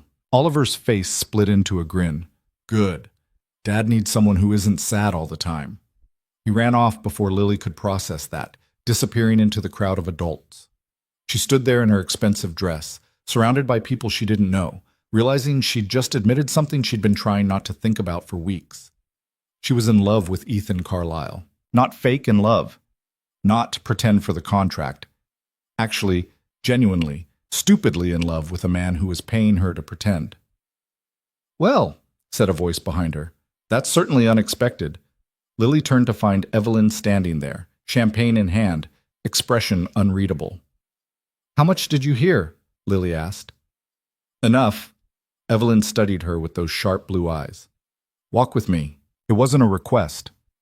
Lily followed her out of the ballroom, through a hallway lined with family portraits, into a small library that smelled like old books and furniture polish. Evelyn closed the door and turned to face her. I'm going to ask you a question, she said, and I want an honest answer, not what you think I want to hear. Not what's in that contract I know my grandson had drawn up. The truth. Lily's mouth went dry. Okay. Are you in love with Ethan? The room was so quiet Lily could hear her own heartbeat. She thought about lying, about deflecting, about giving some safe non-answer that wouldn't wreck everything. Yes, she said instead. I am. Evelyn nodded slowly. Does he know? No. Are you planning to tell him? No. Why not? Lily laughed, sharp and bitter.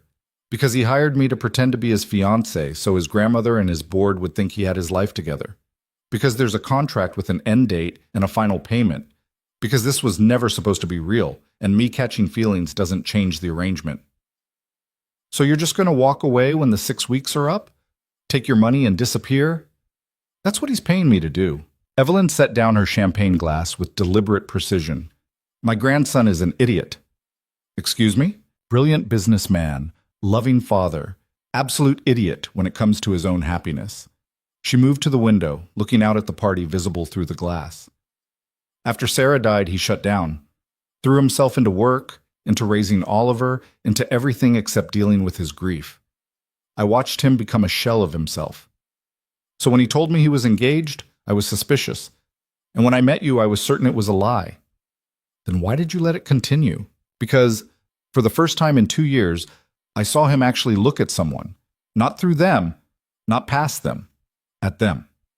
Evelyn turned back to face her. Do you know what he told me after that first dinner? He said you argued with him about charity galas and told him his tie was ugly. Said it was the most honest conversation he'd had in months. I shouldn't have. You should have. Because it reminded him that there are people in the world who don't care about his money or his name, who see him as a person instead of a position. Evelyn's expression softened slightly. I've suspected the arrangement from the beginning, but I let it continue because I could see it was good for him, and because I thought, perhaps, it might become real. It can't be real. The contract, tear up the contract. Lily stared at her. What? You heard me. Tear up the contract. Stop thinking of yourself as hired help and start thinking of yourself as the woman my grandson clearly cares about, even if he's too stubborn or scared to admit it. You don't know that I've watched him for 3 weeks. I've seen how he looks at you when you're not paying attention, how he touches the small of your back without thinking, How he smiles more now than he has in 2 years. Evelyn picked up her champagne again. He's falling in love with you, dear. The question is whether you're brave enough to let him. Before Lily could respond, a knock at the door interrupted them. A staff member poked her head in. Mrs. Carlyle, they're ready to start dinner service. Tell them 5 minutes. Evelyn waited until the door closed, then looked at Lily. I'm not telling you to confess your feelings in the middle of the party, but I'm telling you to stop running from them. You have a chance at something real here. Don't throw it away because you're scared. She swept out of the room, leaving Lily alone with her thoughts and her racing heart. Dinner was a formal affair, assigned seating, multiple courses, speeches that went on too long. Lily sat beside Ethan at the head table, hyper-aware of every touch, every glance, every moment where their hands brushed accidentally. Evelyn's words kept echoing in her head. He's falling in love with you. Was he?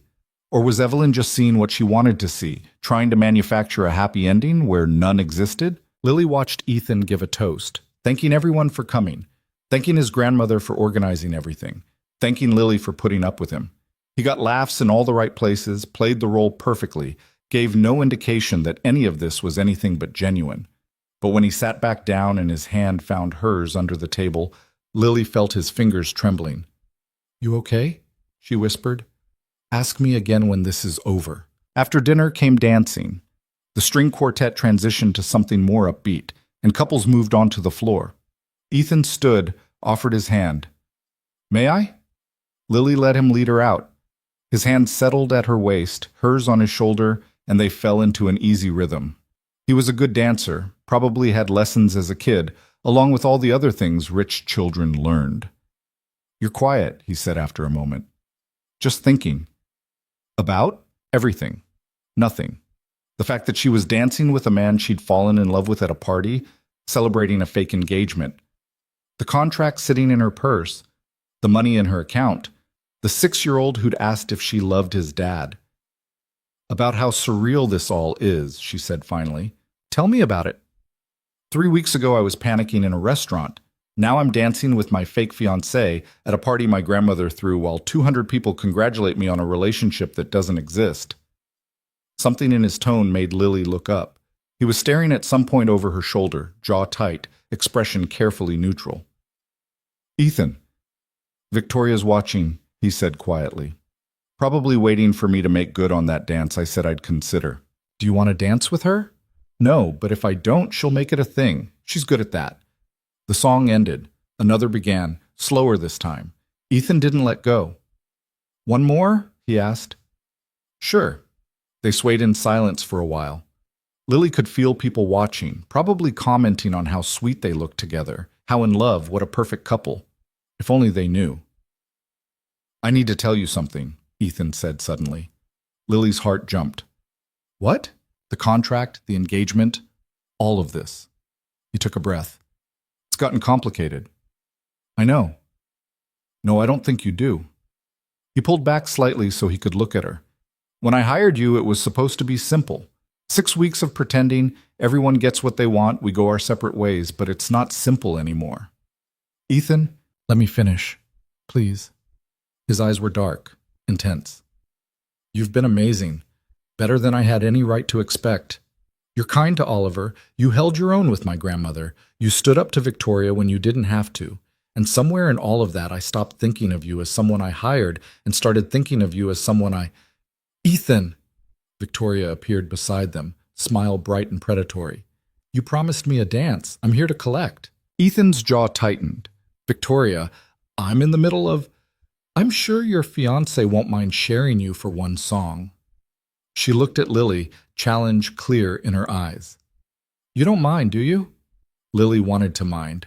Wanted to tell Victoria to back off, that Ethan was hers even if it was fake, that whatever he'd been about to say was more important than a dance with his ex.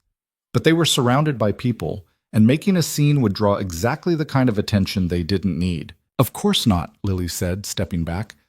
I should check on Oliver anyway. She walked away before either of them could stop her, heart pounding, Ethan's half-finished confession echoing in her head. Someone what? Someone he what? She found Oliver in the game room upstairs, playing pool badly with one of the staff members' teenage sons. He looked up when she came in. "Did you escape too?" "Something like that." She sat on one of the leather couches and watched them play, trying not to think about Ethan dancing with Victoria downstairs, trying not to imagine what he'd been about to say. 20 minutes later, Ethan appeared in the doorway. "There you are," he said. "I've been looking for you." "Well, you found me." He sent the teenagers away with some cash and a suggestion they get food from the kitchen. Then he sat beside Lily, close enough that their shoulders touched. "I'm sorry about Victoria," he said. "She cornered me and wouldn't let go. Spent the entire dance asking invasive questions about our relationship and trying to poke holes in our story." "Did she succeed?"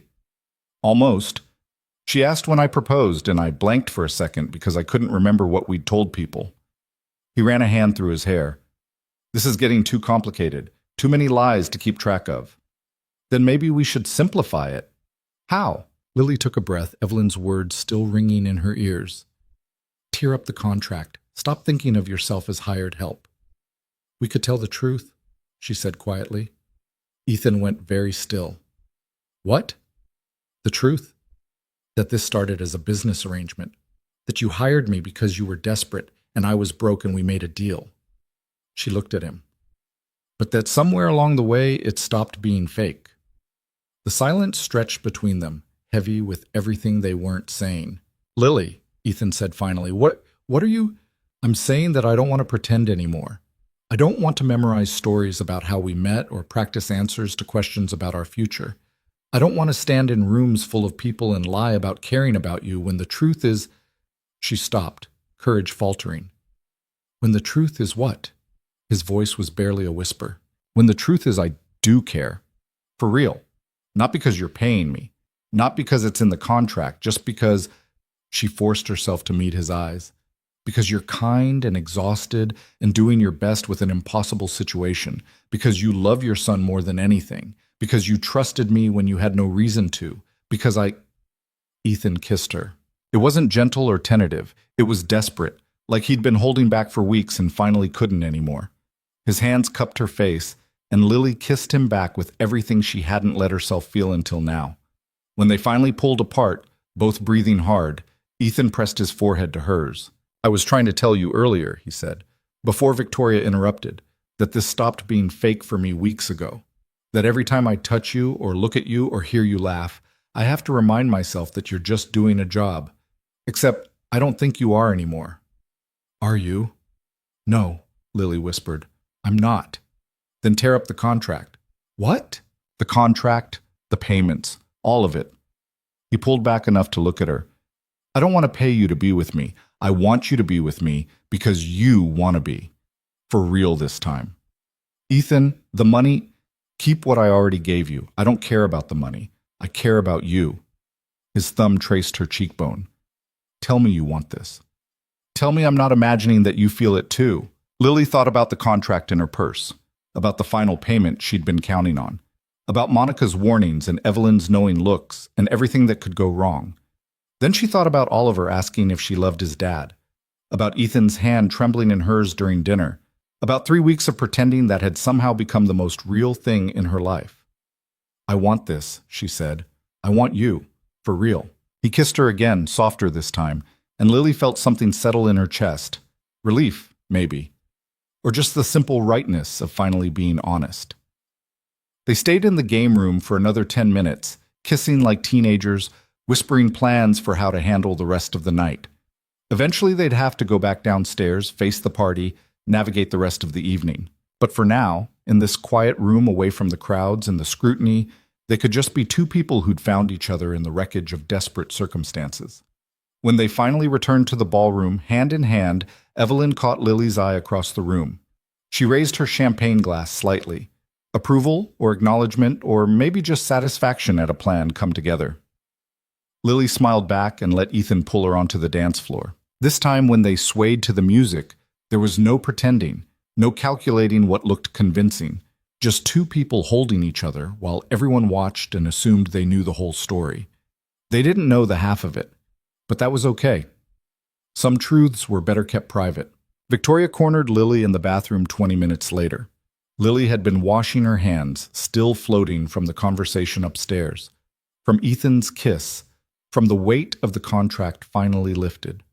She was drying her hands on a towel that probably cost more than her weekly grocery budget when Victoria emerged from one of the stalls.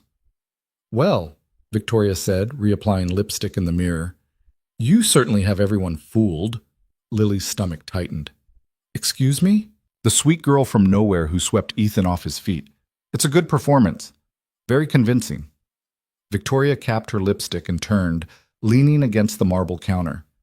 "But I've known Ethan since we were 12, and I know when he's lying. He's not lying. Please. 2 months ago, he told me he'd never get married again. Said he was too busy, too focused on Oliver, that he didn't have room in his life for a relationship. Then suddenly you appear and he's engaged? It doesn't add up." Lily thought about walking out, about ignoring Victoria and going back to the party, back to Ethan, back to the reality they'd just decided to build together. But something in Victoria's voice stopped her. Not just jealousy or bitterness, genuine concern mixed with the hostility. "What do you want?" Lily asked. "I want to know what your angle is. Because women don't just fall into Ethan Carlisle's life by accident. Not women like you. Women like me. Poor, unknown, conveniently available when he needed someone." Victoria's eyes narrowed. "How much is he paying you?" Lily's breath caught. "What?" "Don't play dumb. I've seen this before. Desperate men making desperate choices. Ethan needed to look stable for the merger, needed his grandmother off his back, so he found someone willing to play the part. The question is whether you're smart enough to know when to walk away." "You don't know anything about us. I know Ethan. I know he'd do anything for his company, for his son, for his family legacy. I know he's been running on empty for 2 years and he's finally starting to crack."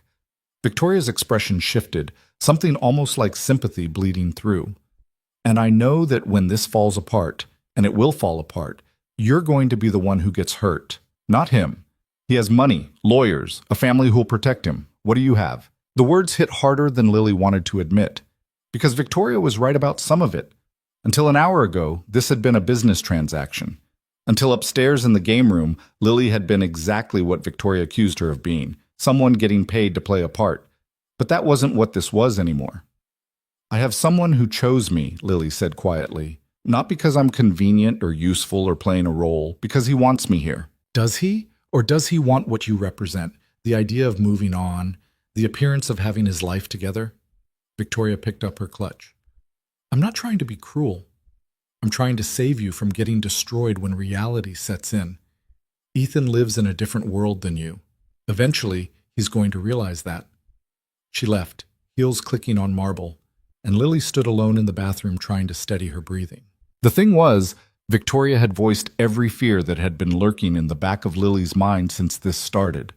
The wealth gap, the social divide, the fact that Ethan's life was so far removed from hers that they might as well be from different planets. But she'd also felt the way he kissed her, heard the desperation in his voice when he asked her to tear up the contract, seen the look in his eyes when she said she wanted this for real. That hadn't been fake. She'd stake everything on it not being fake. Lily fixed her makeup, squared her shoulders, and went back to the party. Ethan was talking to Harrison Reed and 2 other board members near the windows. He caught her eye across the room, and his whole face softened, a private smile meant just for her. Victoria was wrong. She had to be. The party finally wound down around midnight. Guests started trickling out, calling for cars, making their goodbyes. Lily's feet were screaming in her heels and her face hurt from smiling, but she stayed by Ethan's side, playing the role one last time. Except it wasn't a role anymore, was it? Evelyn was one of the last to leave, though technically she lived here, so leaving meant retreating to her private wing rather than actually departing. "Well done, both of you," she said, kissing Ethan's cheek. Then she pulled Lily aside, voice low. "I assume you took my advice?" "We talked. Decided to make it real." "Good. Don't let him sabotage it. He's very good at that." Evelyn's eyes were knowing. "And don't let people like Victoria poison what you're building. She means well in her own twisted way, but she doesn't understand what Ethan needs. And you do. I understand that he's been half alive for 2 years, and that since you appeared, I've seen glimpses of the man he used to be." She patted Lily's arm. "Hold on to that, even when it gets hard. She swept away, leaving Lily to wonder what exactly she meant by when it gets hard. Ethan found her a few minutes later. Ready to go? Oliver fell asleep an hour ago. I had one of the staff put him in the guest room upstairs. Should we wake him? Probably not. He's impossible when he's overtired. Ethan looked around the now empty ballroom at the remnants of the party. We could stay here tonight. There are plenty of rooms. Or I can have the driver take you back to Brooklyn if you'd rather. I'll stay, Lily said. Something in Ethan's expression shifted. Relief, maybe, or just exhaustion finally showing through. They collected Oliver from upstairs. He barely stirred as Ethan carried him to a different bedroom. And then Ethan led Lily down a hallway to a room that was probably meant for important guests. There's a bathroom through there, he said, setting down the small overnight bag someone had apparently packed for her. I'm 2 doors down if you need anything. Okay? He hesitated at the door. About earlier, in the game room. I meant what I said. I know. Do you? Because I don't want you to wake up tomorrow and think that was just the champagne talking or the pressure of the party or... Lily crossed the room and kissed him, effectively shutting him up. When she pulled back, he was smiling. Okay, he said. Message received. Good. Now go to sleep. You look exhausted. I am exhausted. This night aged me about 5 years. He left, and Lily got ready for bed in a bathroom that was bigger than Monica's living room. She washed off the makeup, changed into the pajamas someone had thoughtfully packed, and climbed into a bed that felt like sleeping on a cloud. But sleep didn't come easily. Her mind kept replaying the night, Victoria's warnings, Evelyn's knowing looks, Ethan's kiss in the game room, the contract she'd agreed to tear up, the life she was stepping into that she still didn't fully understand. Somewhere around 2 in the morning, her phone buzzed. Text from Monica. How was the party? Did you survive? Lily typed back. Survived. Also maybe fell in love for real and agreed to tear up the contract and actually date him. The response came immediately. What followed by, call me tomorrow, need details. Also, you're insane. I know. But happy insane? Lily thought about it. Despite Victoria's warnings and her own lingering fears and the sheer impossibility of making this work long-term, she was happy. Yeah, happy insane. She finally fell asleep around 3 and woke to sunlight streaming through windows she'd forgotten to close. Her phone said 9:30, later than she'd slept in months. There was a note slipped under her door. Come down to the kitchen when you're ready. Oliver wants pancakes and I need coffee before attempting them. Lily showered, changed into jeans and a sweater from the overnight bag, and made her way downstairs. The house was quieter in daylight, less overwhelming. She could hear voices from the kitchen and followed the sound. Ethan stood at the stove, spatula in hand, hair still damp from a shower. Oliver sat at the island in his pajamas, chattering about something while swinging his legs. And then Marcus said his dog can do backflips, but I don't believe him because Biscuit can barely catch a ball, and he's supposed to be a retriever. Oliver spotted Lily, and his face lit up. Lily, Dad's making pancakes, but they're kind of lumpy. They're not lumpy, Ethan protested. They're rustic. That's what you said last time, and they were definitely lumpy. Lily slid onto a stool next to Oliver. I'm sure they're perfect. You haven't tasted them yet. Ethan flipped a pancake. It was admittedly a bit lumpy, and shot her a look that said, welcome to my life. It felt domestic in a way that should have been scary. A week ago, Lily had been sleeping on Monica's couch, scraping by on unemployment and hope. Now she was in a mansion in Connecticut, watching a billionaire make imperfect pancakes for his kid. The whiplash was intense, but it also felt right in a way she couldn't quite explain. They ate breakfast together. The pancakes were lumpy but good, and then Oliver dragged them outside to explore the grounds. The estate had trails, a pond, actual woods. Oliver ran ahead with a stick he'd designated as a sword, fighting invisible enemies. He has so much energy, Lily said, watching him leap over a log. Tell me about it. Some days I think about hiring someone just to run around with him until he's tired enough to sit still. They walked in comfortable silence for a bit. The morning was cool, crisp, the kind of fall day that made you forget winter was coming. So, Ethan said eventually, we should probably talk about what happens next.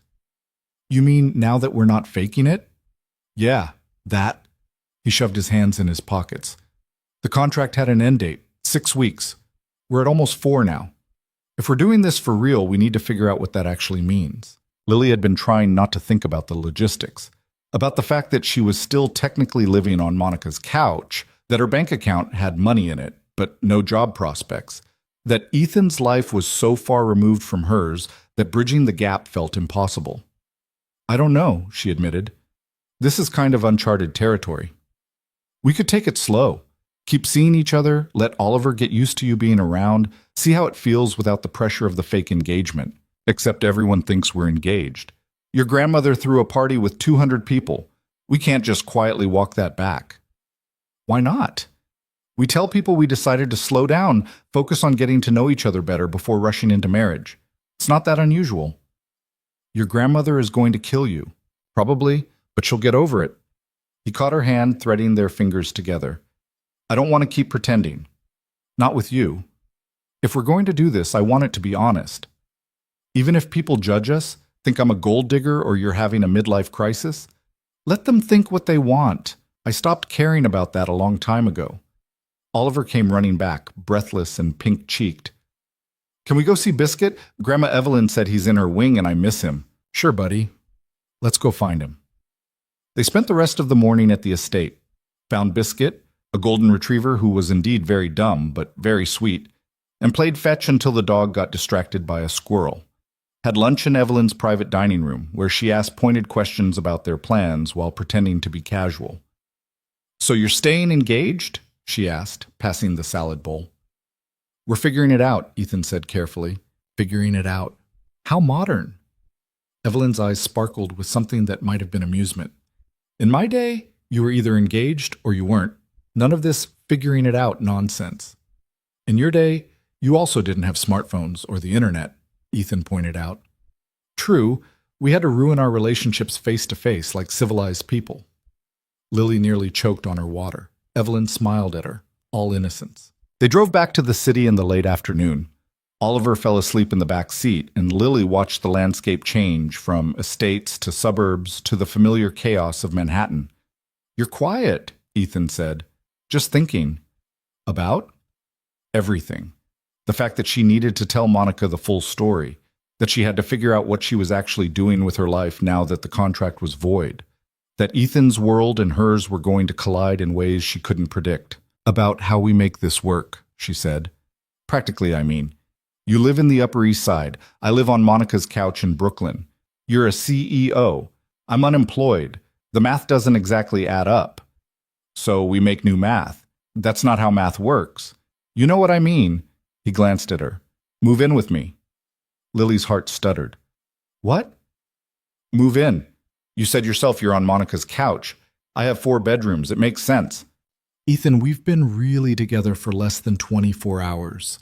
Moving in is fast, I know, but we've also been living in each other's pockets for almost a month. It's not like we don't know each other. He paused. And honestly, I don't want you to leave. Lily looked at him, at the careful way he was holding the steering wheel, the tension in his shoulders that suggested he was afraid she'd say no. I need to think about it, she said. Okay, not because I don't want to, just because you don't have to explain. Take whatever time you need. But Lily could see the disappointment he was trying to hide, and it made her chest ache. They dropped Oliver at home first, Ethan's actual brownstone, not the Connecticut estate. Oliver hugged Lily goodbye and made her promise to come to his soccer game on Tuesday. Then Ethan drove her back to Brooklyn. Monica was waiting when Lily walked in, laptop open, clearly having spent the day researching. Okay, she said before Lily could even take off her coat. Tell me everything, from the beginning, and don't leave anything out. Lily told her.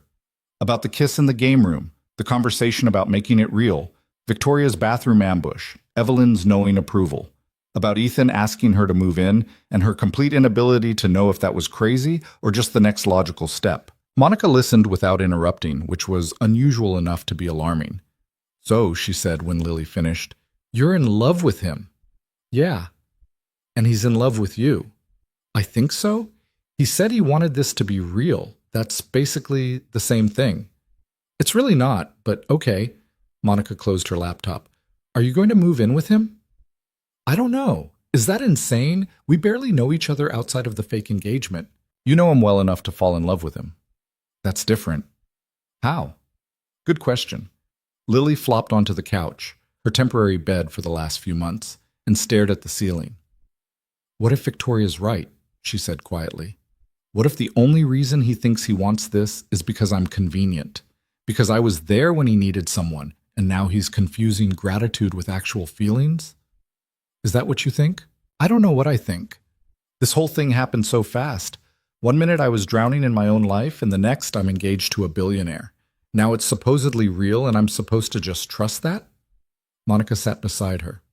Lily, you're looking for reasons to sabotage this. I'm being realistic. You're being scared. There's a difference. Monica took her hand.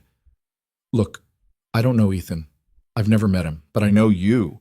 And I've watched you be miserable for months, broke, unemployed, convinced you'd somehow failed at life. Then this guy shows up and suddenly you're smiling again. You're lighter. You're you again. That's just the money, the security, is it? Because from where I'm sitting, it looks like you've been happy since before the money hit your account. Since that first night when you came home and told me about meeting his grandmother. Lily wanted to argue, but Monica was right. The money had helped. Of course it had. But the happiness had started before that. Started with Ethan trusting her, with Oliver showing her his Lego city, with feeling like she mattered to someone again. So what do I do? She asked. You decide if you trust him, and if you do, you take the leap. Move in, see what happens, stop waiting for disaster. Monica squeezed her hand. Or you run. Keep the money, walk away, go back to your life. Both options are valid, but you have to pick one. Lily spent the rest of Sunday thinking about it. Called Ethan that night and talked for 2 hours about nothing important. Oliver's homework, a client Ethan was meeting with, whether pineapple belonged on pizza. It felt normal, easy, like they'd been doing this for years instead of weeks. Monday morning, Lily made her decision. She texted Ethan, Okay, I'll move in, but we're doing this right. I'm paying rent or contributing somehow. I'm not a charity case. His response came immediately. How about you help with Oliver? Pick him up from school sometimes, help with homework, be there when I'm stuck in meetings. That's worth more to me than rent. Deal.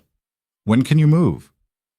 Lily looked around Monica's apartment, at the couch she'd been sleeping on, at her stuff crammed into 2 suitcases and some boxes in the corner. Today, I'll send the car. Monica helped her pack, which didn't take long since Lily didn't own much. They'd been roommates before, years ago, and Monica had rescued her again when everything fell apart. Saying goodbye felt bigger than it should have. You sure about this? Monica asked, taping up a box. No, but I'm doing it anyway. That's my girl. Monica pulled her into a hug. Call me if it goes sideways. You always have a place here. I know. Thank you for everything. Just invite me over sometime. I want to see this brownstone and judge all his furniture choices. The car arrived at noon. Lily loaded her pathetically small collection of belongings and climbed in, feeling like she was leaving one life and stepping into another. Ethan met her at the door. He'd clearly left work early, still in a suit, tie loosened, looking tired but happy. Hey, he said. Hey, this is crazy, right? You moving in? Completely insane. Want to back out? Lily looked past him into the house. Warm lighting, comfortable furniture, signs of life everywhere. She could hear music playing from somewhere upstairs, probably Oliver's room. No, she said. I don't. Ethan helped her carry boxes upstairs to the guest room. Her room, he'd said, until she was ready to share his. The space was bigger than any apartment Lily had ever lived in, with an attached bathroom and a closet that could fit her entire wardrobe 3 times over. It's too much, she said. It's just a room. It's bigger than my last apartment. Then you had a very small apartment. He set down the last box. I have to pick up Oliver from school in 20 minutes. Want to come? Yeah, okay. They walked to the private school a few blocks away, because of course Oliver went to private school, and waited outside with other parents and nannies. Lily felt distinctly out of place in her jeans and sweater, while everyone else looked like they'd stepped out of a catalog. But then Oliver came barreling out, backpack bouncing, and his whole face lit up when he saw her. Lily, Dad didn't say you were coming. Surprise? Are you staying for dinner? Dad's making spaghetti, and he's terrible at it, but it's still good. I'm actually staying for more than dinner, Lily said, glancing at Ethan. Oliver's eyes went wide. You're moving in. Yeah, is that okay?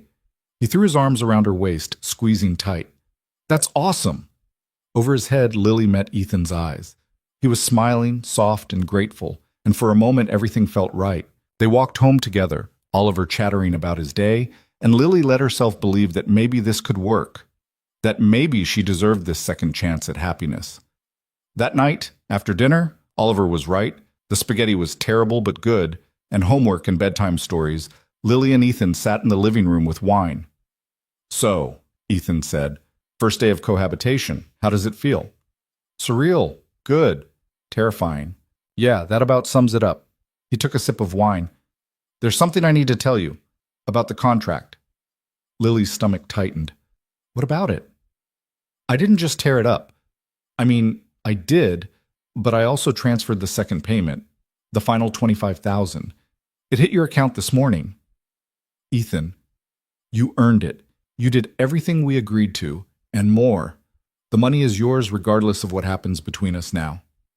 But if we're doing this for real, then the money has nothing to do with that. It was a business agreement. You fulfilled your end. I'm fulfilling mine. He met her eyes. I don't want you to ever think you're with me because of money or obligation. The account is yours. If this doesn't work out, if you decide to leave, you walk away with what we agreed on. Lily didn't know what to say. The money meant security, meant breathing room, meant she could figure out her life without panic. But it also felt wrong somehow, taking payment for something that had become real. Thank you, she said finally. Don't thank me. You earned every penny dealing with my grandmother and Victoria and that whole circus. They sat in silence for a while, the kind of comfortable quiet that came from being with someone who didn't need constant conversation. Can I ask you something? Lily said eventually. Sure. What did you mean earlier when you started to say something at the party? Before Victoria interrupted? Ethan set down his wine glass. I was going to tell you that I'd stopped thinking of you as someone I hired, that you'd become someone I... He stopped, searching for words. Someone I needed. Not for the merger or my grandmother or appearances, just for me. And now I'm trying not to screw this up by moving too fast or saying too much. He looked at her. I'm not good at this, Lily. I was with Sarah for 8 years, and before that, I barely dated. I don't know how to do the casual thing, the taking it slow thing. I just know that I want you here, and I'm terrified you're going to wake up one day and realize you can do better. Lily moved closer, taking his hand. I'm not going anywhere. You can't promise that. No, but I can promise I'm here now. That I want to be here. That's enough to start with, isn't it?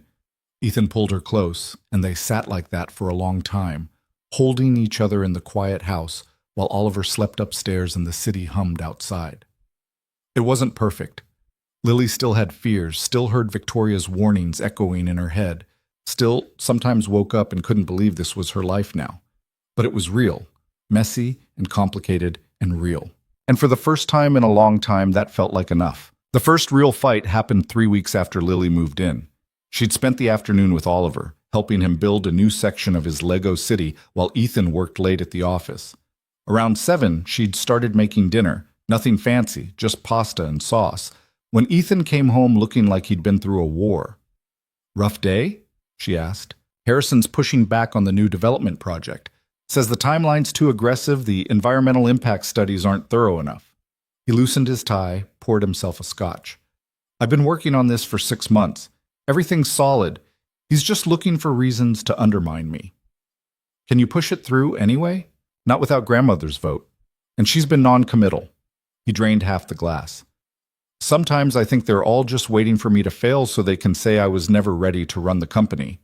Lily wanted to comfort him, but Oliver chose that moment to come downstairs asking about dinner. 20 minutes, buddy, Lily said. Can we eat in the living room? There's a show I want to watch. Not tonight. We're eating at the table. Oliver's face fell. But Dad always lets me... Oliver, Lily said no. Ethan's voice was sharper than necessary. Go wash your hands. Oliver left, shoulders slumped, and Lily turned to Ethan. You didn't have to snap at him. I didn't snap. Yes, you did. He just asked a question. And you answered it. I was backing you up. Ethan set down his glass too hard. What's the problem? The problem is you're taking your bad day out on your kid. I'm not. He stopped, jaw tight. You've been here 3 weeks. Don't tell me how to parent my son.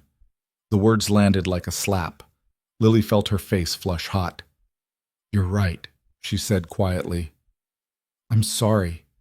I shouldn't have said anything. She turned back to the stove, stirring sauce that didn't need stirring, trying to swallow the hurt. Ethan didn't apologize, just refilled his scotch and disappeared into his office. Dinner was tense.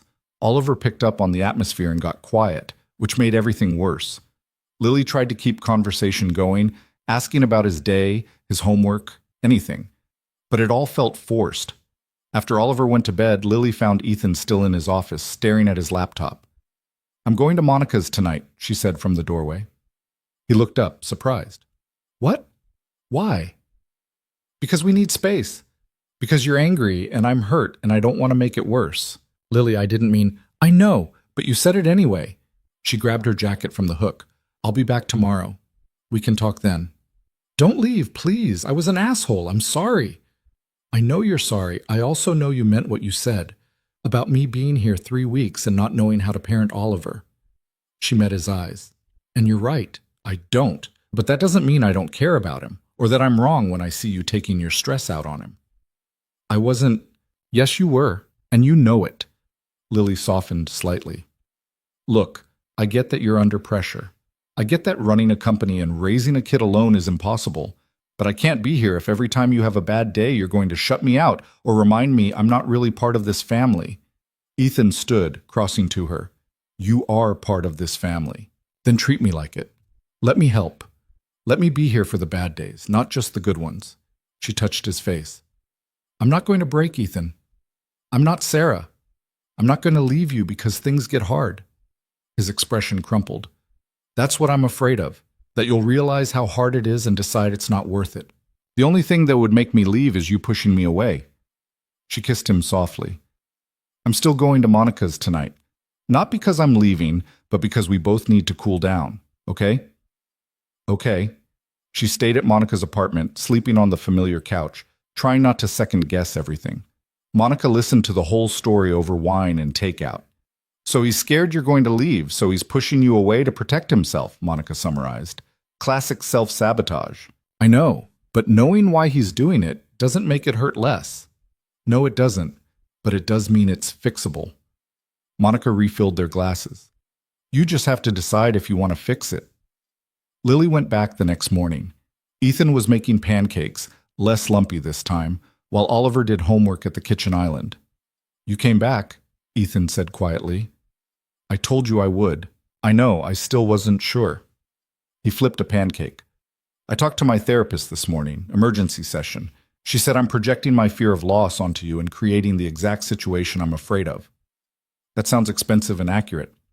Very expensive, moderately helpful. He plated the pancakes and handed one to Oliver, who'd been watching them cautiously. Buddy, I'm sorry about last night. I was stressed about work and I took it out on you. That wasn't fair. Oliver shrugged, the way kids do when they're hurt but don't want to admit it. It's okay. It's not okay. I shouldn't have done it. Ethan ruffled his hair. Forgive me? Yeah, can I eat in the living room tonight? We'll see. Oliver grinned and went back to his homework, crisis apparently forgotten with the resilience only kids have. Ethan turned to Lily. And I'm sorry to you for what I said, for shutting you out, for being terrified that you're going to wake up and realize you made a mistake. I'm not going to eat. You might, and that's okay. What's not okay is me pushing you away because I'm scared. He took her hands. I want this to work. I want you here, but I'm going to mess up sometimes. I'm going to get stressed and say things I don't mean and forget that I'm not doing this alone anymore. I know. I'm going to mess up too. I'm going to overstep with Oliver or not understand the pressure you're under or want to fix things I can't fix. She squeezed his hands. But we have to promise to talk about it, not shut down or run away. Actually talk. Deal. They kissed, and Oliver made a disgusted noise from across the room. Gross. I'm trying to eat. The second crisis came from an unexpected direction. Lily had been living with Ethan for almost 2 months when she ran into one of her old colleagues from the design firm. They were at a coffee shop near Oliver's school, and Rebecca, formerly a junior designer, now apparently running her own projects, spotted her. Lily Harper, oh my God, I heard you were engaged to Ethan Carlisle. Is that true? Yeah, it's true. That's insane. How did that even happen? Rebecca's expression was friendly but curious in a way that felt invasive. I mean, no offense, but you two seem like you're from totally different worlds. We are, but it works. I'm sure. Must be nice not having to worry about money anymore. I'm still hustling for every client. She laughed, but it sounded bitter. Some of us get rescued by billionaires. Some of us have to actually work. The words stung more than they should have, because there was truth in them, wasn't there? Lily had been struggling, and Ethan had offered a way out. The fact that it had become real didn't change how it started. It's not like that, Lily said. Sure, I'm happy for you, really. Rebecca grabbed her coffee. Good luck with everything. She left, and Lily sat there feeling like she'd been slapped. That night, she couldn't shake it. The implication that she'd taken the easy way out, that she was living off Ethan's money instead of building her own life. You're quiet, Ethan said at dinner. Just thinking.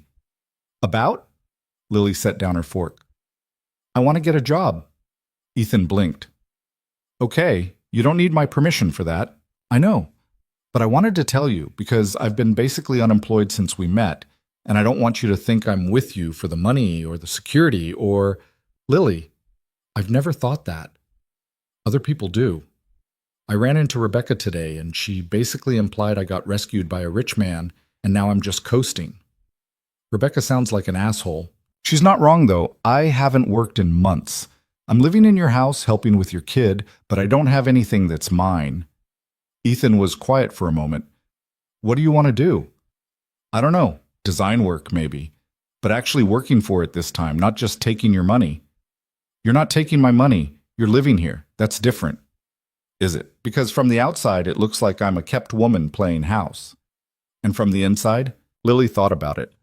From the inside, she was helping raise Oliver, managing the household, being a partner to someone who needed one. But Rebecca's words had gotten under her skin. From the inside, I want to contribute, not just emotionally, but practically. She met his eyes. I need to feel like I'm building something, not just living in something you built. Okay, then let's figure it out. What would make you happy? Over the next week, Lily started reaching out to old contacts, updating her portfolio, looking for freelance work. It was harder than she expected. She'd been out of the game for months, and the industry moved fast. But then Monica sent her a lead. A friend of a friend needed someone to redesign a boutique hotel in Brooklyn. Small project, modest budget, but it was hers. Lily threw herself into it. Spent days measuring spaces, sketching layouts, sourcing materials. It felt good to use her brain for something other than managing household logistics and Oliver's homework schedule. Ethan was supportive but distant. He gave her space to work, didn't ask too many questions, seemed almost relieved that she had something of her own, which should have been good, but it also felt like he was pulling away. 3 weeks into the hotel project, Lily came home late to find Ethan already asleep. She'd been meeting with the client, running over budget numbers, losing track of time.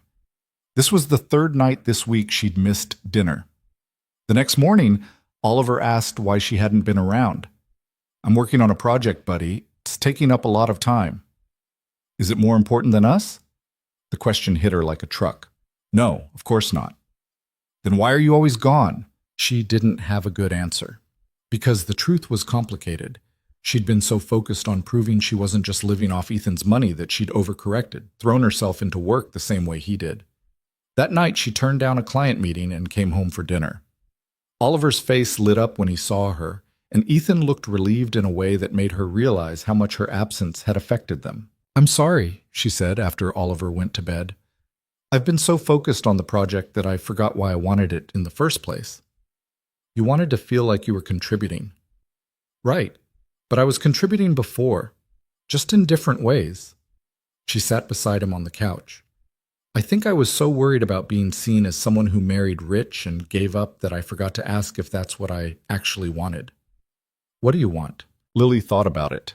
The hotel project was satisfying, but it also meant long hours, difficult clients, the same stress she'd been running from when she lost her last job. I want balance. Work that matters but doesn't consume me. Time with you and Oliver. A life that's mine, but also ours. She took his hand. I don't think I can do the 60-hour week thing anymore. I tried it before and it broke me. So don't. Finish the hotel project, then take on smaller clients. Set your own hours. Work from home when you can. Ethan pulled her close. You don't have to prove anything to anyone. Not to Rebecca, not to the people who think you're a gold digger, not even to yourself. It feels like I do. I know, but you don't. He kissed her forehead. You're here because we love you. Me and Oliver. That's enough. The third and final crisis came from Evelyn. She called Ethan one Tuesday afternoon and demanded they all come to Connecticut for the weekend. Not requested, demanded in the way only Evelyn could. They drove up on Saturday morning. Oliver had been promised time with Biscuit, so he was excited. Ethan was tense in a way that suggested this wasn't a social call. What do you think she wants? Lily asked. Knowing my grandmother? To meddle, lecture, or both? They arrived to find Evelyn waiting in the garden room, tea service already laid out. Sit, she said without preamble. They sat. Oliver was dispatched to find Biscuit. When they were alone, Evelyn looked at Ethan with the expression of someone about to deliver bad news. I'm selling my shares of the company. Ethan went white. What? I'm 83 years old. I've been on that board for 40 years. It's time. Who are you selling to? That depends. I'm offering you first refusal. If you can put together the capital in the next 30 days, they're yours. If not, I'm accepting Harrison Reed's offer. Harrison? Ethan's voice was flat. You're selling to Harrison. Only if you can't match his price, which is substantial. How substantial? Evelyn named a figure that made Lily's stomach drop. It was more money than she could conceptualize. I don't have that kind of liquidity, Ethan said. Not in 30 days. Then you'll have to get creative. Investors, loans, whatever it takes. Evelyn's expression softened slightly. I'm not doing this to hurt you. I'm doing this to force you to decide what you really want. The company or the life you've been building with this young woman? That's not fair. Life isn't fair, but it does require choices. She looked at Lily. You've been good for him, I see that. But you're also a distraction. He's been less focused, less driven, more present with Oliver, yes, but less engaged with the business. That's not true, Ethan said. Isn't it? When was the last time you stayed late at the office? Took a work call on Sunday? Traveled for a deal? Evelyn stirred her tea. You used to live for that company. Now you live for them. Which is lovely and healthy and absolutely what I wanted. But it also means you might not be willing to do what it takes to buy my shares. So this is a test. This is a choice. The company has been your life since Sarah died. Maybe even before. Now you have an opportunity for a different life, a partner, a family, balance. But you can't have both. Not at the level required to outbid Harrison. They drove back to the city in silence. Oliver fell asleep in the back, and Lily watched Ethan's hands grip the steering wheel until his knuckles went white. Talk to me, she said finally. I don't know what to say. Say what you're thinking. I'm thinking that my grandmother just forced me to choose between the company my father built and the life I want with you. I'm thinking that if I don't buy those shares, Harrison is going to make my life hell. He'll undermine every decision, block every initiative, until I either quit or the board votes me out. He took a shaky breath. And I'm thinking that I have no idea how to raise that much money in 30 days. What if you don't try? He looked at her, shocked. What? What if you don't try? What if you let Harrison buy the shares and you just keep doing your job? He'll destroy me. Maybe. Or maybe you'll be good enough at your job that the rest of the board keeps you on anyway. Lily touched his arm. You've been CEO for 5 years. The company's thriving. The merger went through. You have a track record. It won't matter if Harrison controls grandmother's voting block. Then sell your shares. Walk away. Do something else. Ethan pulled over, turned to face her. You're serious? Why not? You hate the pressure. You barely see Oliver. You're constantly stressed about board politics and Harrison's undermining and whether you're good enough. She took his hand. What if you just stopped? Did something smaller, something that doesn't require 60-hour weeks and constant battling? I can't just walk away from my family's company. Why not? Your father retired. Your grandmother's selling her shares. At some point, you're allowed to want something different. But the company is not the only thing that defines you. You're also a father, a partner, a person who deserves to be happy. Lily's eyes burned. I didn't fall in love with Carlisle Industries. I fell in love with you, the guy who makes lumpy pancakes and worries about his kid and works too hard because he thinks he has to prove something. Ethan stared at her. Then he started laughing. Not happy laughter, more like the sound of something breaking. You're telling me to give up everything I've worked for. I'm telling you to choose what actually matters. They sat in the parked car for a long time. Cars passed. The city hummed. Oliver slept in the back seat, oblivious. I need to think, Ethan said finally. Okay. But not tonight. Tonight I just want to go home and pretend we're normal people with normal problems. We can do that. Except they couldn't, because Ethan spent the next 2 weeks in a tailspin. He met with bankers, explored loan options, called in favors from investors. The number Evelyn had quoted was technically reachable, but it would require leveraging everything. His house, his personal investments, Oliver's trust fund. Lily watched him unravel and felt helpless. She'd meant what she said about him being able to walk away, but she also understood what the company meant to him. Legacy, proof, the last connection to his father. The breaking point came on a Thursday night. Ethan came home at 11, looking like death. Lily was still up, working on sketches for a new client. It's not going to work, he said without preamble. The financing? Any of it. I can get close, but not close enough. Harrison's offer is better, and even if I match it, I'd be so leveraged that one bad quarter would sink me. He collapsed onto the couch. I'm going to lose the company. Lily set down her pencil. Okay? Okay? That's all you have to say? What do you want me to say? That it's the end of the world? That you failed? She sat beside him. You didn't fail. You're being forced into an impossible choice by someone who thinks the only thing that matters is business. She's not wrong. This is the family legacy. The family legacy is also a 6-year-old kid who needs his father present. A company is just money and contracts. Oliver is real. Ethan looked at her, something broken in his expression. What if I resent you for this? For making me choose? I'm not making you choose. Your grandmother did that. I'm just telling you that whatever you decide, I'm here. Even if I become the guy who walked away from his family business? Especially then, because that guy would finally be choosing himself instead of living up to someone else's expectations. He pulled her close, buried his face in her hair. She felt him shaking, exhaustion, or grief, or relief. She couldn't tell. I don't know how to be anything other than CEO of Carlisle Industries, he whispered. Then it's time to find out. The next morning, Ethan called Evelyn and declined to match Harrison's offer. The phone call was short, brutal. Lily could only hear Ethan's side, but it was enough. I understand. Yes, I know what this means. No, I'm not going to change my mind. When he hung up, he looked shell-shocked. She's disappointed. Of course she is. She wanted you to fight for it. I did fight for it. For 5 years. But I'm tired, Lily. I'm tired of proving myself to people who've already decided I'm not enough.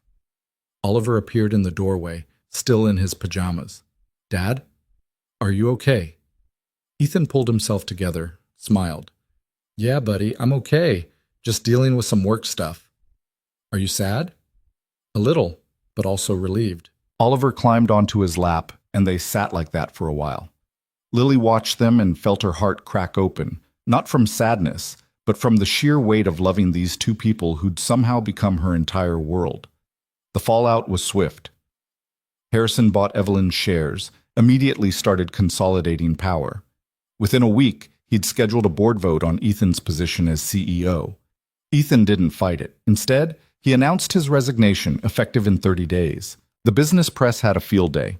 Articles about the youngest Carlisle walking away from the family empire, speculation about internal conflict, think pieces about whether he'd been forced out. Ethan ignored all of it, spent his final month transitioning responsibilities, setting up his team for success, making sure the company would be fine without him. Lily watched him let go of something he'd held onto for so long it had become part of his identity. It wasn't smooth or easy.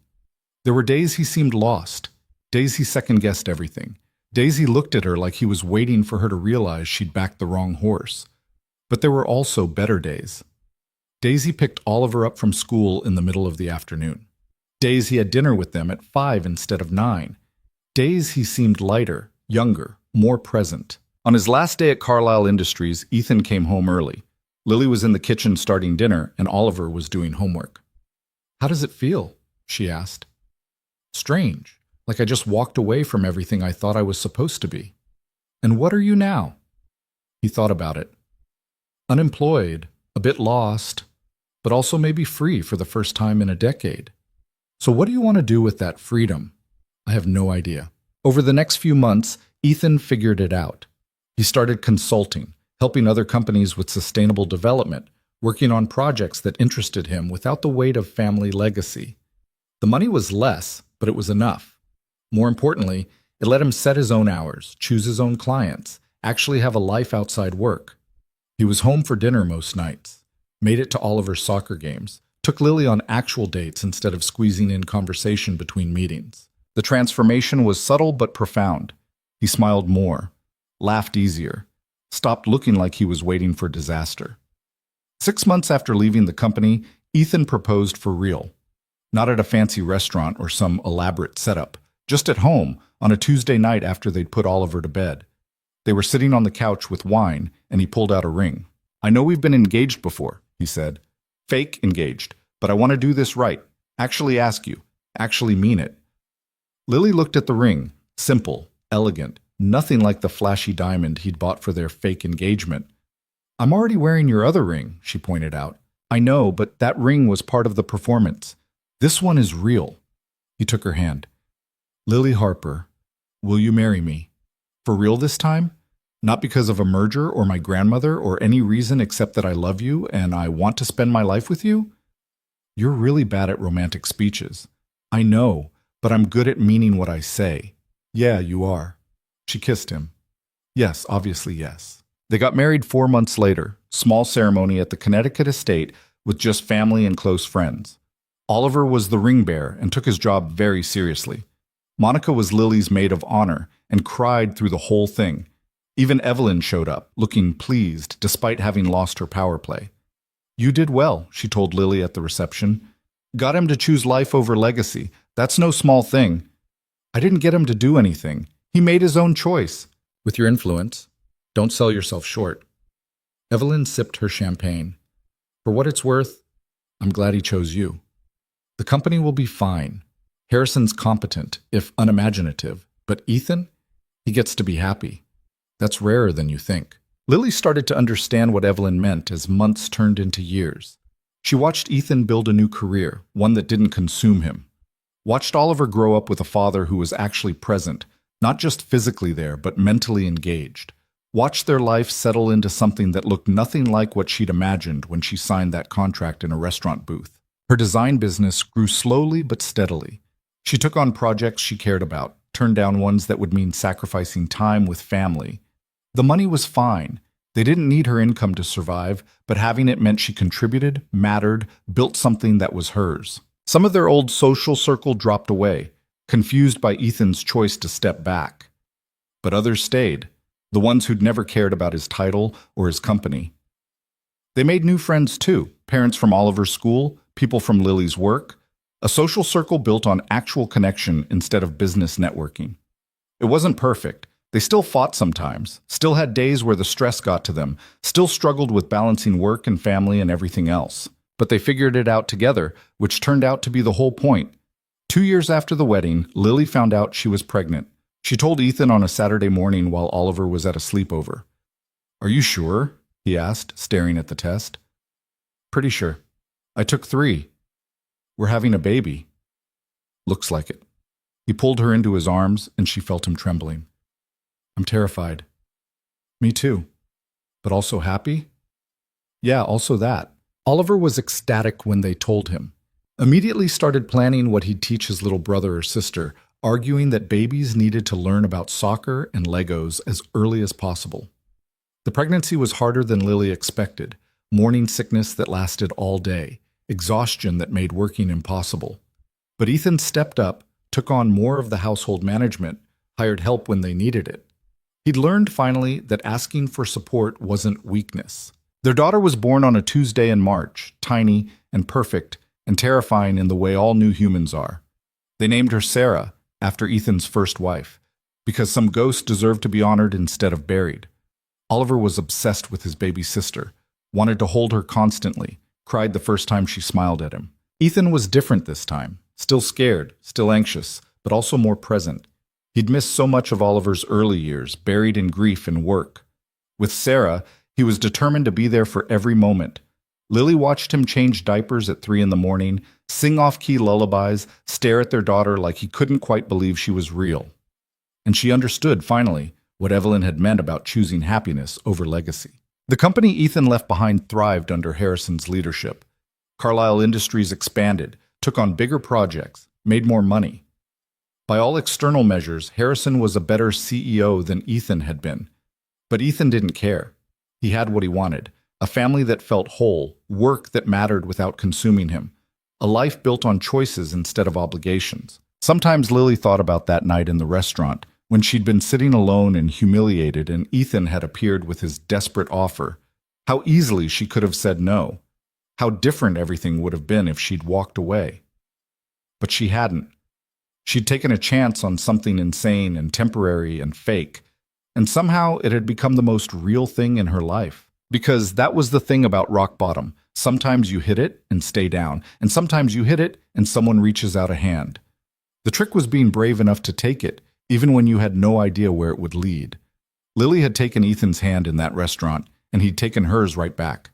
They'd built something together from nothing but desperation and hope and the willingness to be honest when it mattered. 3 years after that first night, Lily stood in their kitchen, bigger now. They'd bought a house in Brooklyn with actual space, making pancakes while Ethan fed Sarah, and Oliver argued about whether his soccer team was better than the one on TV. It was chaotic and messy, and nothing like the polished life she'd glimpsed at that engagement party. But it was theirs, built from choices they'd made together instead of circumstances that happened to them. "These are lumpy," Oliver announced, examining his pancake. "They're rustic," Lily corrected. "That's what Dad always says." "That's because it's true." Ethan caught her eye across the table and smiled, the kind of smile that said he knew exactly what she was thinking, that they'd gotten lucky, that they'd found each other when they both needed finding, that sometimes the worst nights lead to the best beginnings. Oliver ate his lumpy pancakes and complained cheerfully. Sarah threw bits of banana on the floor. The morning sun came through the windows and made everything golden. And Lily thought about the woman she'd been 3 years ago, broke, scared, sitting alone in a restaurant waiting for someone who never showed. She wished she could tell that woman that the disaster she thought she was living through was actually the doorway to everything she'd been missing. That sometimes you had to lose everything to figure out what actually mattered. That love wasn't always neat or expected or easy, but it was worth fighting for when you found it. That the best things in life often started with taking a chance on something that seemed impossible. She didn't know what that woman would have said.